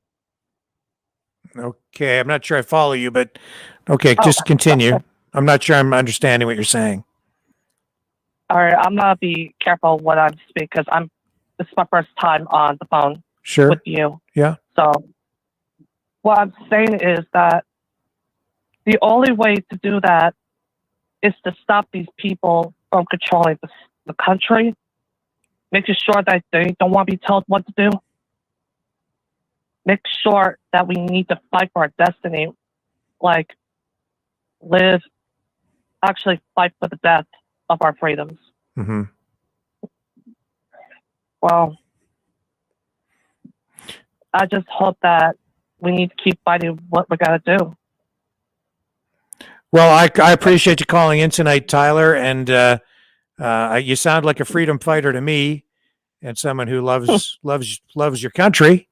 So Yeah. I certainly respect that. And I respect you as well, and your country, because the way I seem, it's scary to me. Yes, well, I think we're all scared. We're going to move on. We're going to pick up Gary in Edmonton now. Thank you very much, Tyler, for calling in and being part of what we're doing here. We're all sharing ideas and contributing, and we appreciate you taking the time. All right, thank you, and have a great night in your country, Rick. Thank you. You too. God bless. Take care. God bless you too. And we're moving on here, and we have Gary. I believe you're from Edmonton. That's right, Rick. Can you hear me properly? We can, yes. Thank you for calling in. Okay, good. Oh, thanks for taking the call. I actually was put off a little bit by the first, when I took my call, or when I was placing my call, my name is Gary as well, right? So I was, Gary, took the call, and then I was a little concerned. I was like, okay, is there something going on here? I see. No. But it's only because I've noticed a lot of strange things that have been happening online, just as far as feeds go, algorithms, very different things going on that, like weird things, Rick, like, training videos for militia, like training videos that are for police to use, and they're being pumped into, the YouTube channels and stuff like that. I just wonder, it just seems to me that there's a lot more going on than what we're actually seeing. And with the information war, I personally believe that, there's a lot more going on behind the scenes to try to, create more contention between us. And it's quite alarming. But I'm very honored to be talking with you, and I have to say that you and other programs have pulled me out of the program, so to speak. And I watched you live into Ottawa, almost the whole thing. I wasn't really even aware of what was going on. I mean, I think most Canadians didn't understand, what the trucker movement and what the freedom movement really was, right? Yes. And but everything really hit home to me, Rick, was when it was live or online, and the police were starting to crack down and whatnot. It was before they really got violent, and I believe it's before they moved, before they had the other police there. But there was a moment there where everybody was praying, and it was live, and it was so powerful, and it was. That's when I realized, as well as what Brian Peckford had said about our Constitution or whatever, that we are under the Creator, under God, and that's when I started to realize how much, not just it's our freedom, but it's our freedom of who we're going to worship. It's just everything is so. It's a lot to take in, Rick. But I just have to say I'm very, very happy to be talking with you, and I'm very pleased and proud of you and Brendan. Sometimes Brendan's a little younger, so he might say something a little different, right? Yeah, well, he has different perspectives sometimes. I appreciate his different perspective, and sometimes it pulls me out of other preconceptions, right? I mean, he's a little bit more, not cynical, but he definitely has, he saw through that guy, right? Yes, he did. He saw through that guy. So yeah. But anyway, I just did you want to ask me any questions about Edmonton? Because I never hear anything at all about Edmonton. Yeah, well, we hear a lot from Calgary these days because the cops have been cracking down on the protesters there. But what is the atmosphere like in Edmonton? Is the police service there any different? So far, the police services seemed a lot different.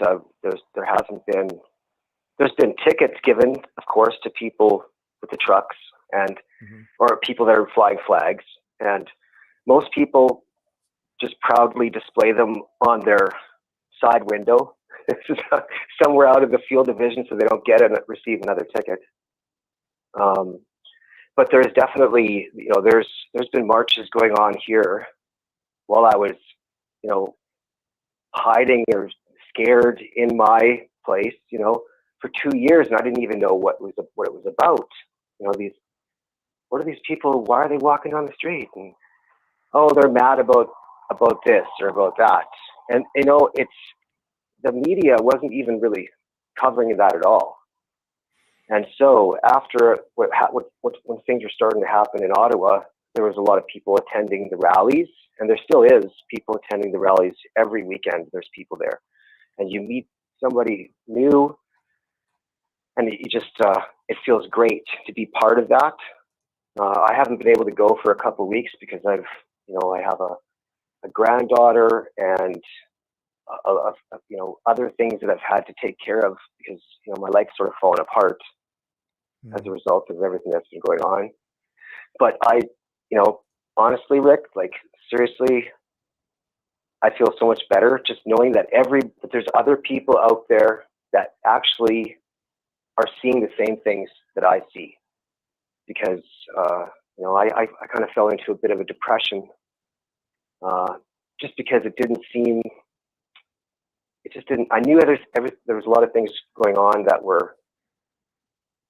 I saw before on the internet all the way back in 2004, and things I was starting to see things on Facebook that and people that were telling me this stuff, and everybody thought, they thought they're crazy, and I was listening to my friends. Some of them are they must be going off, there's something wrong, or they can't handle the stress, but it was, seeing all this stuff and then seeing it happen and other people not seeing that is it's very, it can be very unsettling.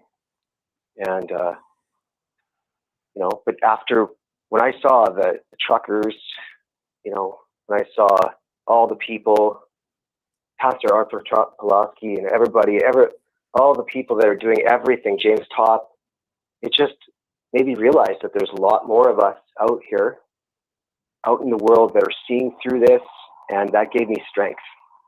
Well, that's the one thing that also, that I think these demonstrations have been the most successful. That's the most successful part of it, is that it has, I think, galvanized people. It has brought a certain group of people together who otherwise might have felt isolated. And that was certainly the case in Ottawa as well. It showed all these people with concerns that they're not alone.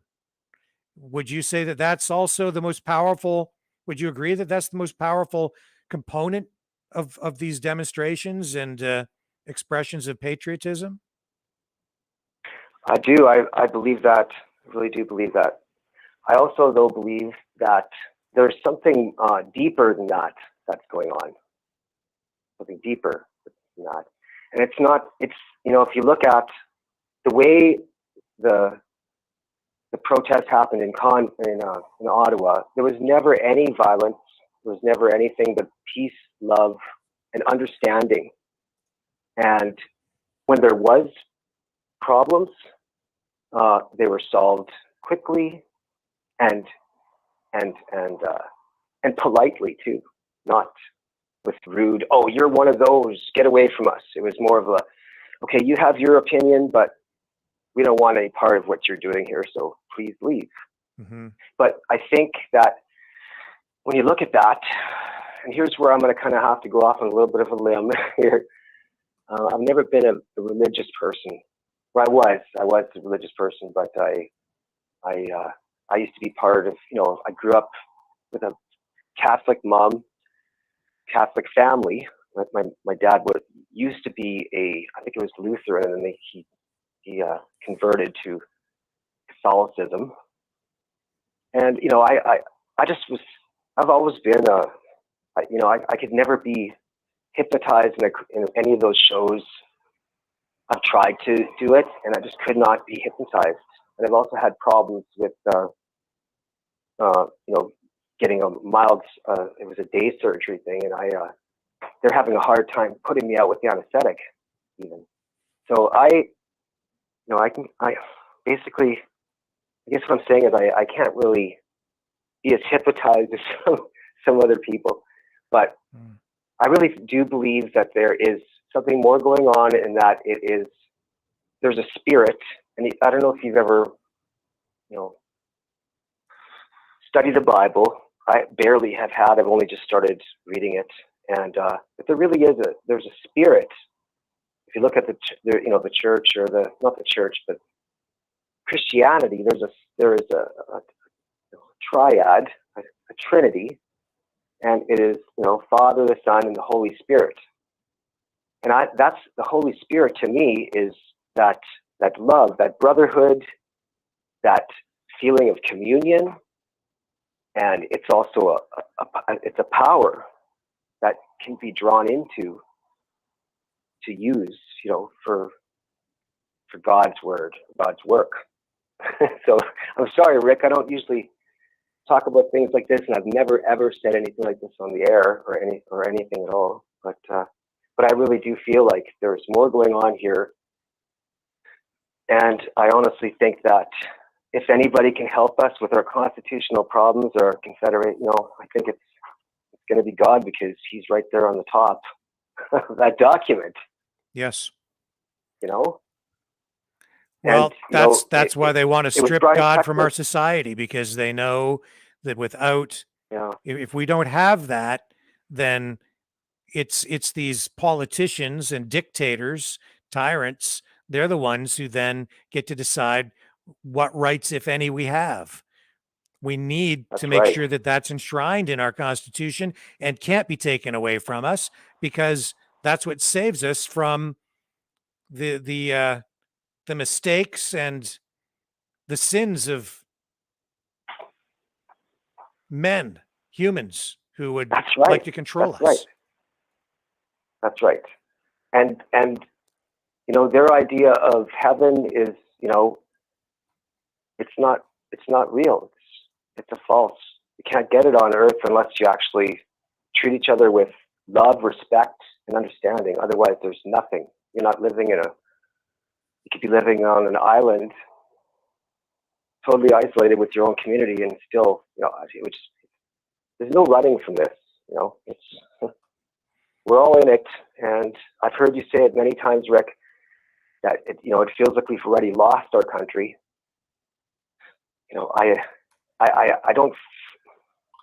I think that's kind of what's going on. That we've already, for our 2 years, we sort of let things slide, and they saw what they could do, right? So now we just have to keep on fighting. But I don't know the last call from Lodi, and that's you've heard that before in that CCR song, right? Right. Stuck in Lodi again, right? But I don't agree with violence as a way to no violence at all. Like that's how the enemy, you could say, wins, because and that's just, imagine how would have happened if people would have been violent at the protest. It would have been shut down right away. That's right. Any one of them, right? Unless it was the other side,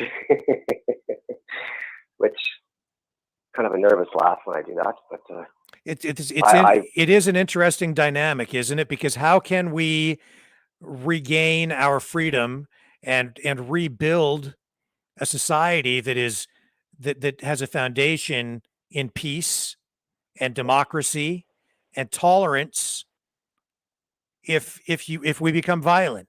If we do that, there's no way we can actually then rebuild the society in that image, or in that way, because then we've become violent ourselves. That's right. We lose what we're fighting for. Exactly. And it's and I can see it. If you look at is it Jordan Peterson? I mean, he says some great things, right? But some of the things, it's so basic to watch him and learn. It's so easy to watch him and learn. I mean, if you lose an argument, you lose an argument as soon as you get mad. Basically, is my point. Yes. And I've seen him use that a lot of times, but he also uses a way to include you into the argument and make you feel like that your point might be right and his point might be right. So that's where I think the key is communication between people to keep things, being able to, that's how you can make something actually work. It has to be like ours. I don't think there's anything wrong with. I think Canada. There's lots of problems in Canada, but I see a lot of people, just as a result of what's been going on lately, coming together and talking to me about things, and from people, all walks of life, and they're all seeing the same things that you and I are seeing. Mm-hmm. So there's no. I don't see a separate entity that can't talk because they're afraid when I approach them or something like that, or when I'm talking with them.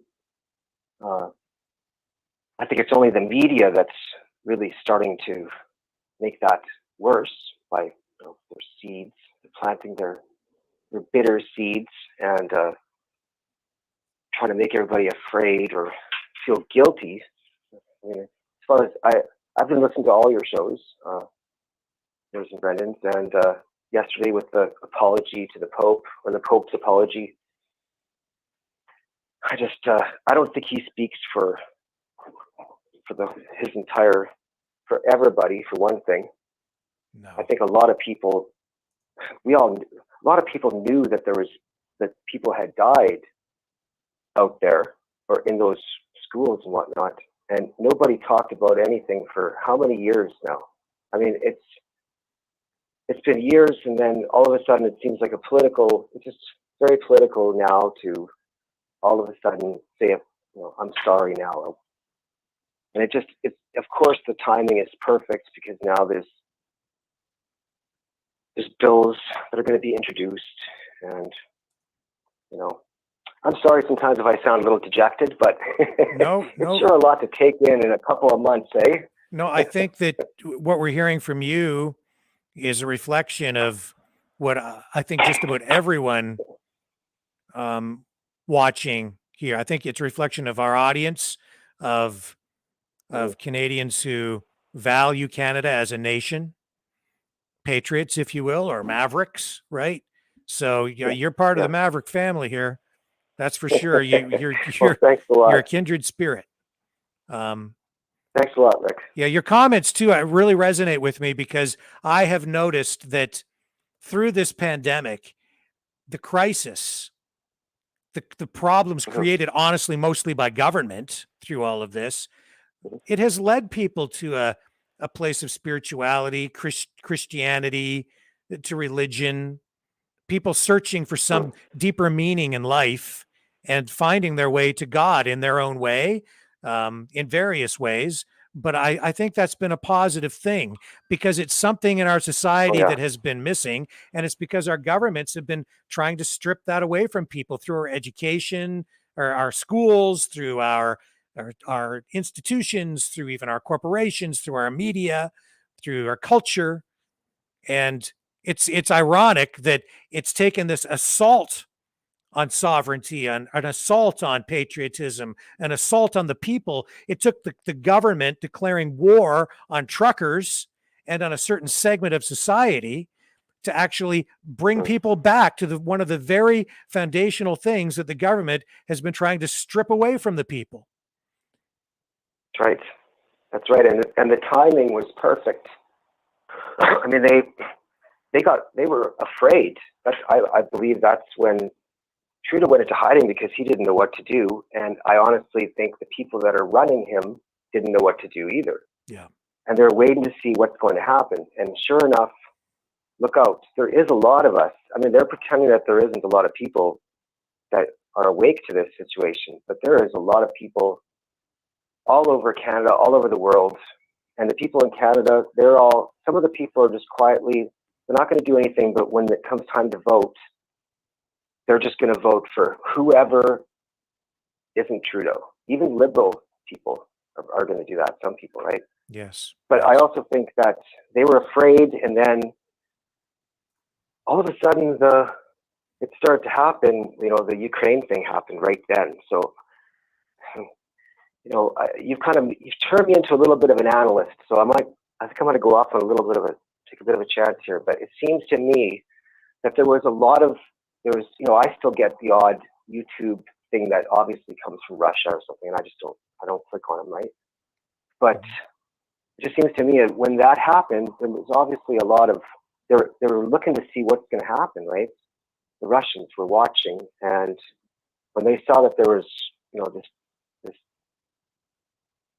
democratic freedom movement happening, they decided to move in. And that timing actually does sort of, it's just so hard to tell, Rick. Like it could be a master move by Putin to just make it look like, okay, that's when I decided to go in because I'm going after the Nazis, right? And then all of a sudden Russia gets shut off. We can't hear anything coming from them unless you want to get yourself in trouble, like you said. Although I'm probably going to end up in jail along with you, Rick. Hopefully we're in the same block somewhere. I hope so, because I'm going to need someone to protect me in there. Oh yeah, I think you've got some real protection already. You don't even know it, but that's the thing about the spiritual thing is that as far as my religion or Christianity goes, you don't have to fight all those things. You can, God's fighting for you. You have someone protecting you, Rick, even though you don't even know it. You've got a lot of help behind you. I appreciate it. What happens in this world? What happens in this world is important, but it's not as important as what happens at the end. And I've heard some police officers and army people say, I've always done things the right way, and it's always been the hardest. So I guess I'll have to leave it at that. That the right way is always never the easiest path, right? Yes, that's right.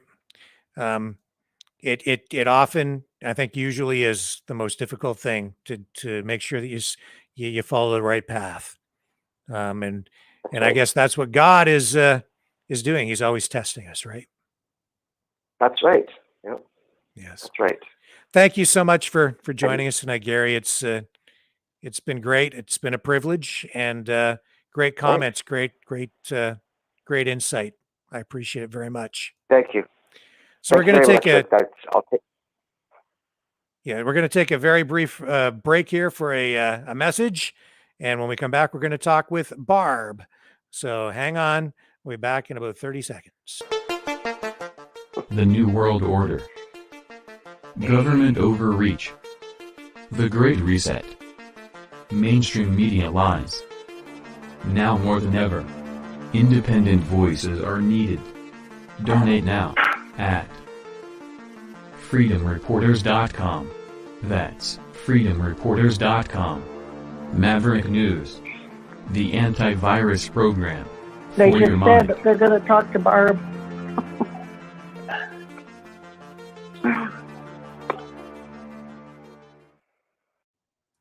And Barb is on the air with us, and you can donate and support our work here by going to freedomreporters.com or clicking the hot link in the YouTube, Facebook, and Rumble descriptions. That will take you right to the donation page. And we certainly do need your support as we continue to expand the operation, expand onto other platforms to try to get away from the censorship big tech platforms like YouTube. And if you haven't subscribed over on Rumble, we do encourage you to do that so that we can get you onto some of these video platforms and social media platforms that are more free speech friendly. And it's pretty bad out there, especially with these new censorship laws that are now making their way through the parliamentary system in Canada. I think we're only months away from having those new censorship laws passed. But for now, we are still on the air. We are live, and Barb joins us now. And Barb, what's on your mind this evening? Hello, how are you? We're still alive and well out here in Ontario, Canada. For now, anyway. Okay, I wasn't sure if I was the right Barb that was on. You are. Well, thank you, Rick. This is the first time that we've actually, at least that I've listened to your show. We just kind of lucked onto it. And you're doing a wonderful job, so thank you very much for that. Well, thank you. And I don't know where to start. There's so much. Well, tell me where you're calling from. I see. It looks like you're calling from Alberta someplace. Yes, from Cochrane, Alberta, just outside of Calgary, actually. Okay. And my partner and I were a couple of old farts, but I worked in critical care for 40 plus years in the Calgary and area. And dutifully, through the years, got vaccines and was retired after the COVID vaccines came out. And initially, when everything started with COVID, I dutifully went and got 2 vaccines. And my partner was hesitant because he and his brother-in-law had been following this. It sounds like the previous caller had also been following for some time events leading up to a lot of this. And he had been preaching for years, to get gold because, sometimes the economy is going to be changing, and I just kind of listened with a grain of salt. And then the more they sort of talked to me, and I stood sort of defiantly with my arms crossed, thinking you're all crazy, like I'm sure people do once you get hear of this all for the first time, what's going on. The more I heard, and then the more I saw, and the more you question, the more you realize what's happening.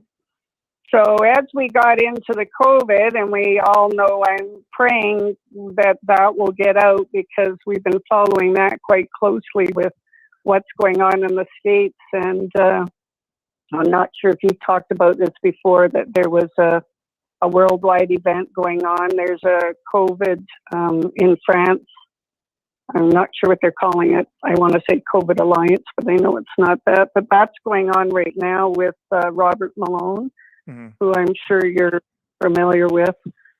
So he posts every day. You probably get all of those too, I'm sure. So I'm hopeful that that will come out one of these days, because they're still pushing vaccinating the children and the long-term effects that they're finding, especially for children. So that was my initial investigation, I guess, into the vaccine. But then, because we have so much time and we were locked up for so long, we were researching, two of us, probably at least 8 to 10 hours a day. And the information now that we've gathered, and it just seems to get more and more every day of what's happening. And it is pretty scary when you starts getting into, the whole cabal story. And I'm sure you're aware of that. Yes. And some of the, the child trafficking and some of the rituals going on. So when the last caller was talking more about religion, how it's involved, it's not so much religion, but spiritual and good against evil, really. Yes. And it gets pretty scary. Like, I couldn't sleep after. There's a good movie, if anyone's interested, on YouTube called The Fall of the Cabal. I'm not sure if you've heard of it. It actually tells everything that's going on and in great detail. And I learned a lot actually watching that show. And one of the most interesting things through the air is how much Trump has been involved. I never was a Trump fan from way back, and mainly because mainstream media, of course, they've always painted him as to be the bad guy.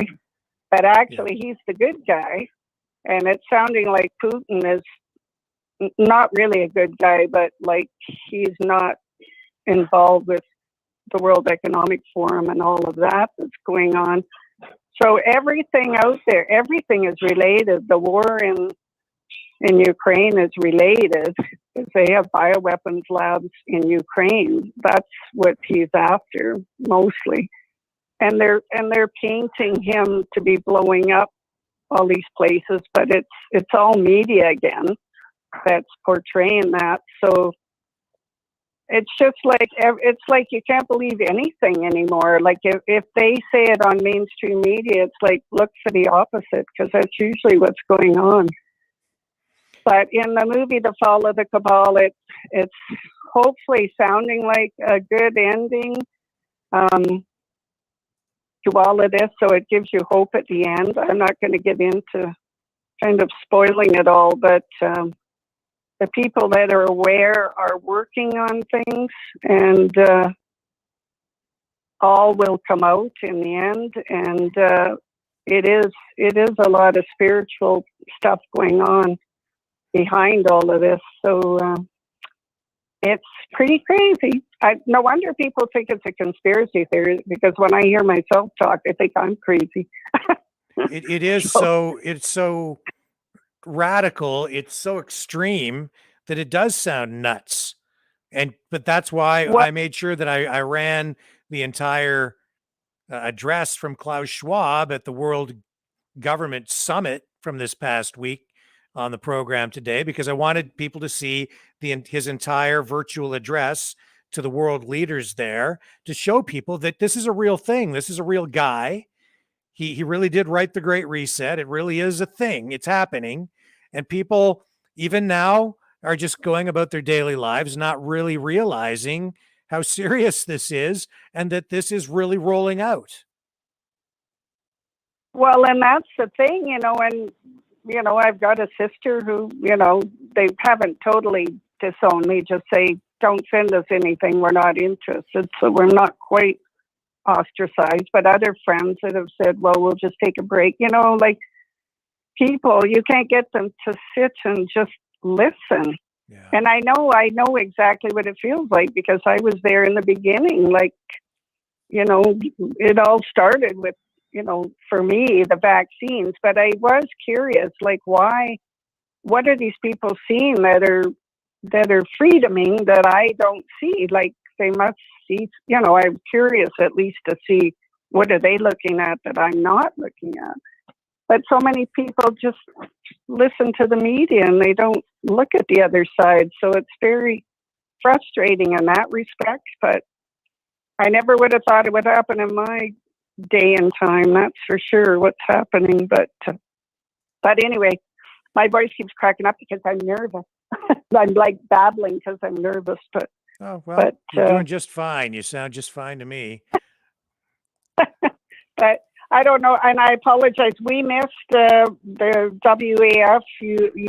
We just happened to come across you, so I only really heard two speakers. So I'm not sure if we can play back your show. Can we Yes, hear you can. the? Yeah, it will be. It'll get processed and go right back up as a permanent video until YouTube decides to ban us and throw us into the dustbin of voices that are no longer allowed to be heard. But yeah, we're up there, and we'll always be over on Rumble as long as they're up and running. And we're going to be over on soon Gab, Getter, and I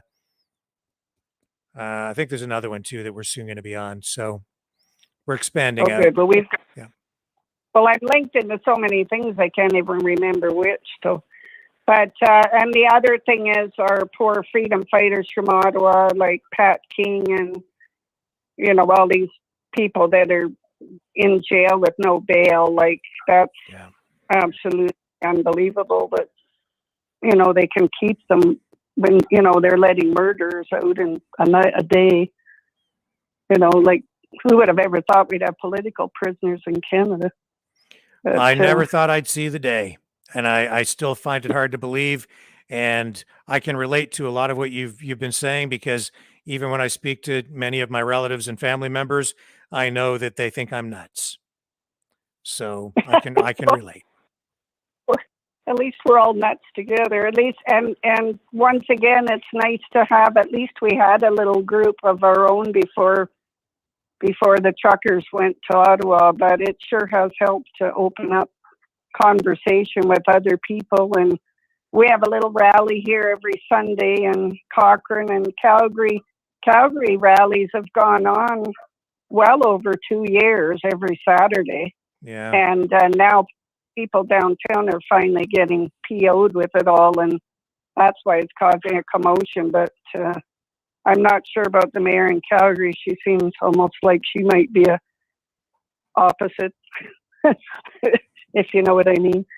It almost seems like she's a member of the cabal, kind of the way they are. But we'll see. I guess I'll stand out and cross our fingers. And like you say, I've never prayed so much in my life, and I've never been a religious person, but I do believe there's a spiritual, something very spiritual going on for sure. And once again, that show, if you haven't seen it, it's called The Fall of the Cabal. And it is on. And is it a documentary or a series, or what is that? It's on YouTube? It's on YouTube, if they haven't taken it off. And it is a movie, but it basically talks about everything and a lot of and it gets into even Biden and all the people that are involved with the trafficking. That's a big part of it, because it's rituals they're performing. It's pretty sick, believe me. But they have proof of it. And but it kind of talks about the happy ending and what they're they don't come out and say what they're working on, but they say what a possibility is. I don't want to spoil it, but it kind of gives you hope in the end. But I tell you, I couldn't sleep after I watched it. But it's very well done anyway, in my opinion. So I'll definitely check it out, and I'm sure a lot of other people, if they haven't seen it already, they'll find it as well. once the And if show you're is off here. and if you're not a Trump person, it certainly was enlightening in that respect of a lot of the stuff that he has done that the media has sort of chewed apart, because they're all, of course, bought and paid for. So it's very interesting to see the other side of things as far as some of the things going on. Like, for instance, some of the stuff when he's doing his rallies that he says that doesn't really make sense, that the media gets a hold of and makes fun of. They have a whole signal system for communication to people that are involved in changing things. Like, it's sort of a code system. So a lot of the Twitter stuff that he wrote that sounded so bizarre were signals to things. So, like, it's interesting in that respect that you kind of, like I say, take it with a grain of salt. I can't say yay or nay, but it's interesting points of view anyway that you might not have heard of. So, well, we'll check it out. Better like. I think when we talk about these things, people on the other side instantly rush to the conclusion that we're a bunch of QAnon nut bar conspiracy theorists. But I certainly understand where you're coming from, and the media does absolutely lie, twist, and reshape reality for us these days, and that is what propaganda is all about. And we saw that clearly in Ottawa, where they were just blatantly lying to people, to the public, and portraying the events there as violent when they were nothing but peaceful. And demonstrably so through all of the videos, unedited videos that we ran here for hours and hours. Yeah, we were linked into about 4 different sources and all the interviews they did with people. And if you watched on mainstream media, they never interviewed anybody ever. They always, when they didn't show the videos of the truckers shaking hands with the police or them giving food to the homeless and shoveling the sidewalks and then how they changed the story to the memorial making like the truckers were the ones that had defaced it when they sent somebody in at night to deface it, and then it was the veterans that were standing there protecting it with their medals on. And did you see that on the media? But I know we watched it, and I was so proud of them. I wished I was there. But anyway, we'll cross our fingers and keep praying. So thank you very much. I better not take up any more of your time. No, that's okay, Thanks Barb. so much. It's been a pleasure. Thank you. Thanks so much. Have a great day. Okay. Bye-bye. Hopefully you call back again. I appreciate everything you've had to say. Thank you so much. Oh, I appreciate you. Thank you. Bye-bye. Bye for now. So that was Barb. She's out in Alberta, and Fall of the Cabal. I haven't seen that. Probably many of you have. And if you haven't watched it, I guess maybe you might want to check that out. I certainly will. And Peter McCardle says that Barb is a beautiful person, and I agree. Absolutely. And thank you for that, Patrick. Appreciate the positive feedback. And we're just going to take a real brief break, and then I am going to run an old recording of John Diefenbaker. And I have a message for young Joshua, 9-year-old Joshua, who called into the program last night, made a big impression on me. And I want to run this old recording of John Diefenbaker. It might get a copyright strike because it is off an old album, an RCA Victor album from the 1960s, I believe. But anyway, we'll run this brief promo and be right back in about 30 seconds or so. The New World Order. Government overreach. The Great Reset. Mainstream media lies. Now more than ever, independent voices are needed. Donate now at freedomreporters.com. That's freedomreporters.com. Maverick News. The antivirus program for your mind.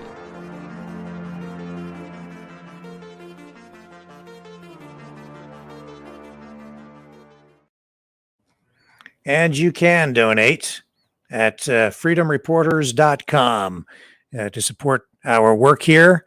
You can click the hot links in the YouTube, Facebook, and Rumble descriptions and go straight to the donation page. We really, really, really appreciate the support we have received so far, but we have a lot more work to do. And we are fighting for freedom by fighting for free speech as we try to support other freedom fighters out there who are putting it on the line every day. We're fighting the information war on the front lines of the information war here online, and we have expanded over onto Rumble too. So if you haven't subscribed to us on Rumble, please do that. Subscribe to our channels and our platforms, because that helps all of the channels grow and that helps us get the message out. The more subscribers we have, the bigger the footprint we have online, the more that helps the algorithms and gets us up in the search engine rankings, and that gets more eyeballs and more ears listening to and seeing what we are presenting here. And the phone system, which we finally have up and running, is also giving you guys a greater voice as well, and it allows us to interact with you guys and get more interactive. And I think that's a very positive thing. I think it's been great the last 2 nights to have some phone calls coming in. So we won't do phone calls every night, but it has been great last night, and I've really loved the way that we've been able to get the interaction going.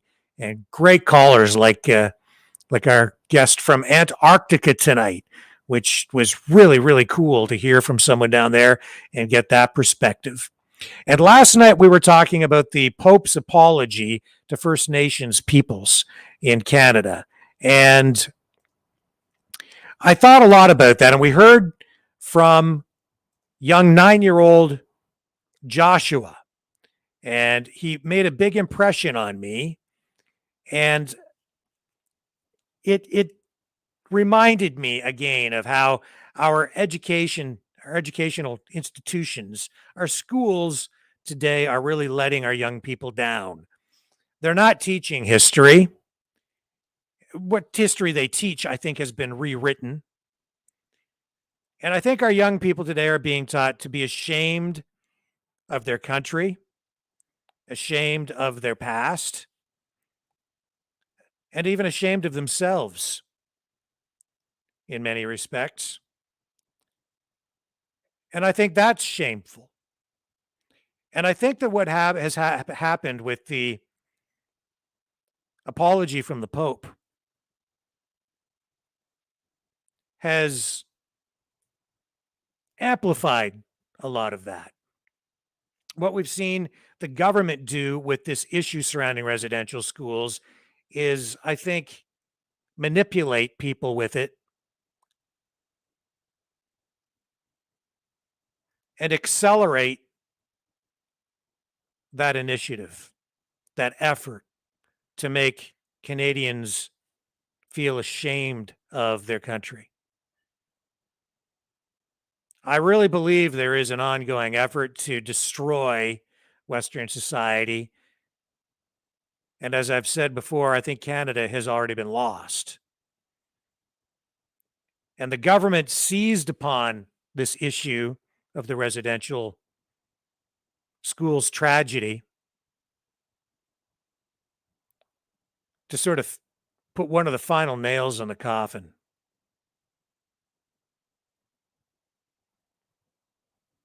And I don't want to be misunderstood here. What I'm saying is the government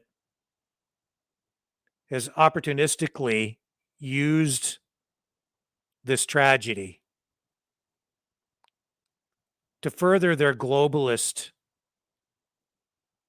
goals. And specifically, I think that's coming from our Prime Minister and key people around him.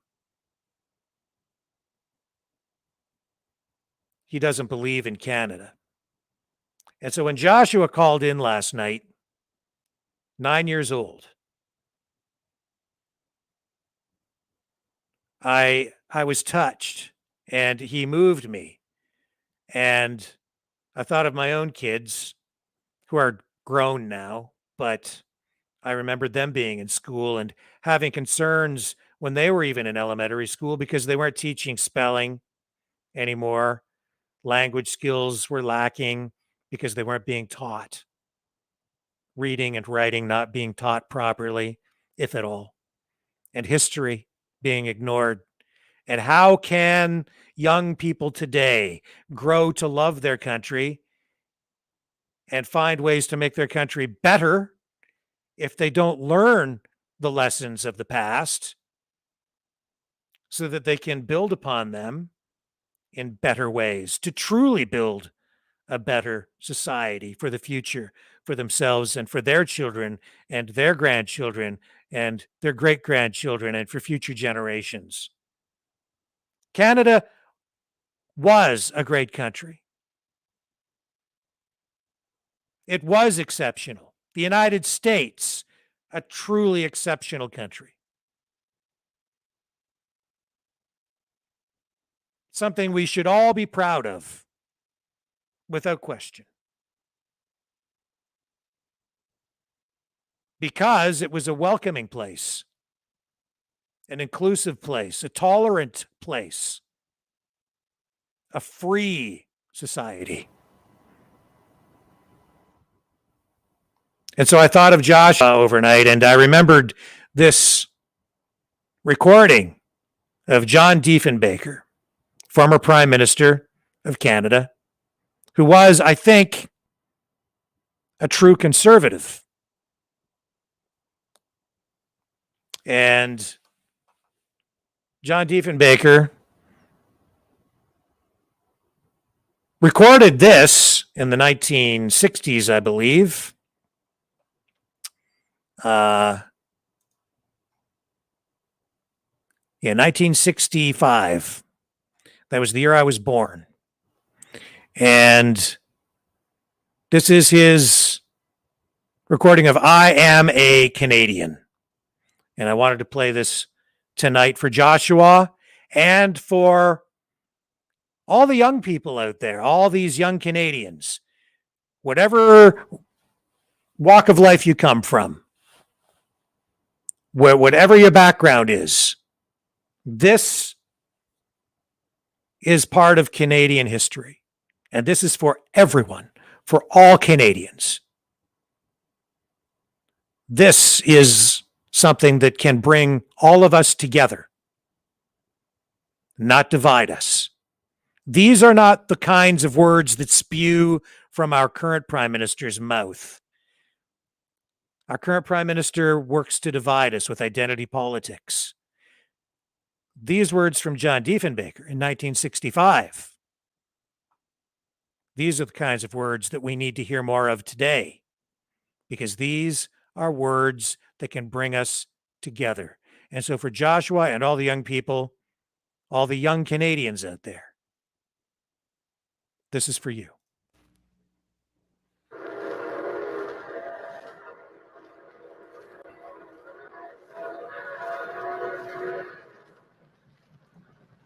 My creed as a Canadian is summed up in these words. I am a Canadian, a free Canadian, free to speak without fear, free to worship God in my own way, free to stand for what I think right, free to oppose what I believe wrong, free to choose those who shall govern my country. This heritage of freedom I pledge to uphold for myself and all mankind, for I am a Canadian.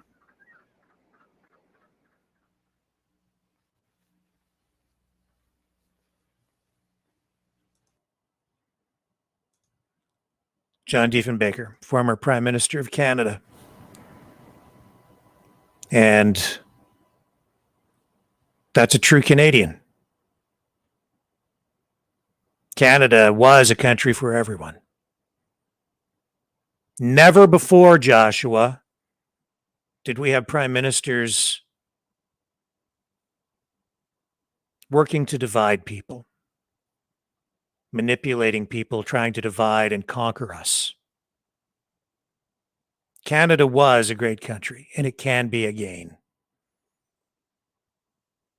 because of young Canadians like Joshua, who, even in the face of this tyranny that we face today, even as they go to school and are forced to absorb this new narrative, this rewritten history that seeks to divide, destroy, and fill young hearts with shame, even in the face of all of that, young people like Joshua still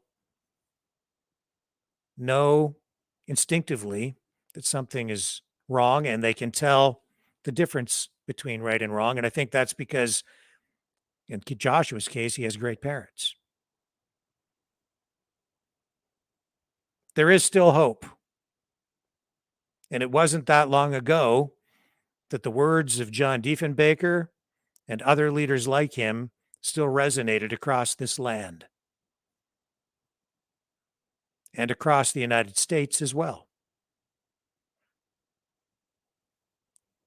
It can be thus again. It has to be. We saw today Canadians coming together again in freedom convoys with families expressing themselves in a patriotic way and a hopeful way at a Freedom Fun Day.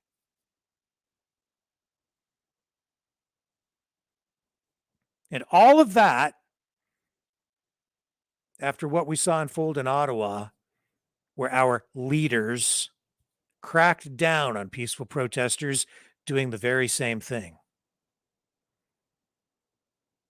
To celebrate Canada, but also to carry a message forward that they want our leaders to hear, which is that we want our freedom back. We want our Charter of Rights and Freedoms restored, our Constitution restored. We want our country back.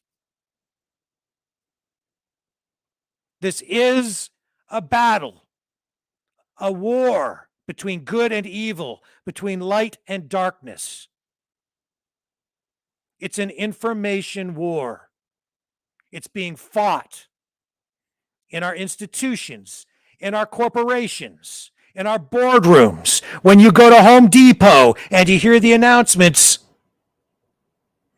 on the PA system that are politically correct.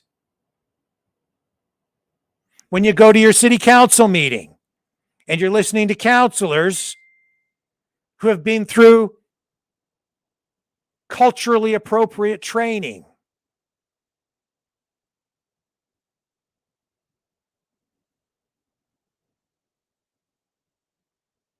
When you turn on the news and you see the lies.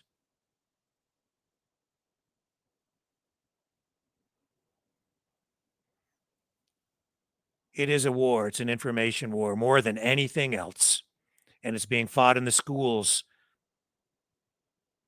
And it has been unfolding in the schools. And it started way back after World War II. And it accelerated in the 60s, right around the time of John Diefenbaker. It started, if you go back and you listen to the speeches of his day, of John Diefenbaker's day, the debates between Diefenbaker and Lester Pearson over the Canadian flag and how the flag was going to change and what the flag should be, what it should represent. And it, even then, Diefenbaker knew and accused Pearson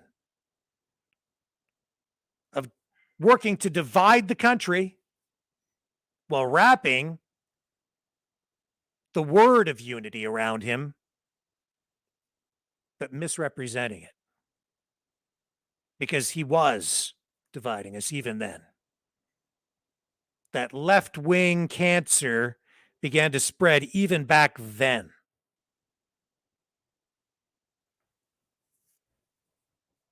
And today, the Canadian flag, for many, has become a symbol of shame. But my message to Joshua and all the young people out there is do not be ashamed of this country. Be proud. Because Canada was a great country and it can be again because of people like you, because of all the freedom fighters here, all the mavericks, all the patriots, all the people who love Canada. And there's nothing wrong with that because Canada is for everyone. No country is perfect. Every country has dark periods in its past. And from those mistakes, we learn and we build and we improve and we build a better society, step by step. But not in the way that Klaus Schwab wants to. Not by tearing everything down and destroying everything to make people servants to their masters. No, there's one master, God.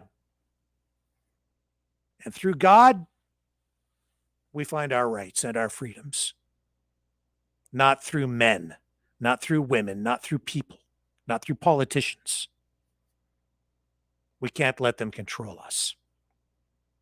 So my message to Joshua and all the young people out there is don't let them make you feel ashamed. You should be proud and don't ever let them make you feel ashamed of yourself. Every person is an individual. True diversity comes from individuality because every human being is special and valuable. We need to get away from this collectivism, this collectivist mindset. Because, as Dennis Prager says, the bigger the state, the smaller the citizen. Our strength is not diversity, it's individuality, individualism. Joshua, you're a unique human being. You have your own gifts. And a great society works to help people find their full potential and realize it as an individual. So don't ever let anyone make you feel ashamed of who you are and what you are. And I'll tell you, one thing that you are already is a great Canadian. And you're a special young boy. And you're already a great leader. And I'm glad that you called in and shared your thoughts with us last night. And I hope that you found inspiration in those words from 1965 from our former Prime Minister, John Diefenbaker. I remembered those and I wanted to share them with you because we talked about history, and I think it's important for our young people to know what came before them so that they can constructively build upon that for a better future.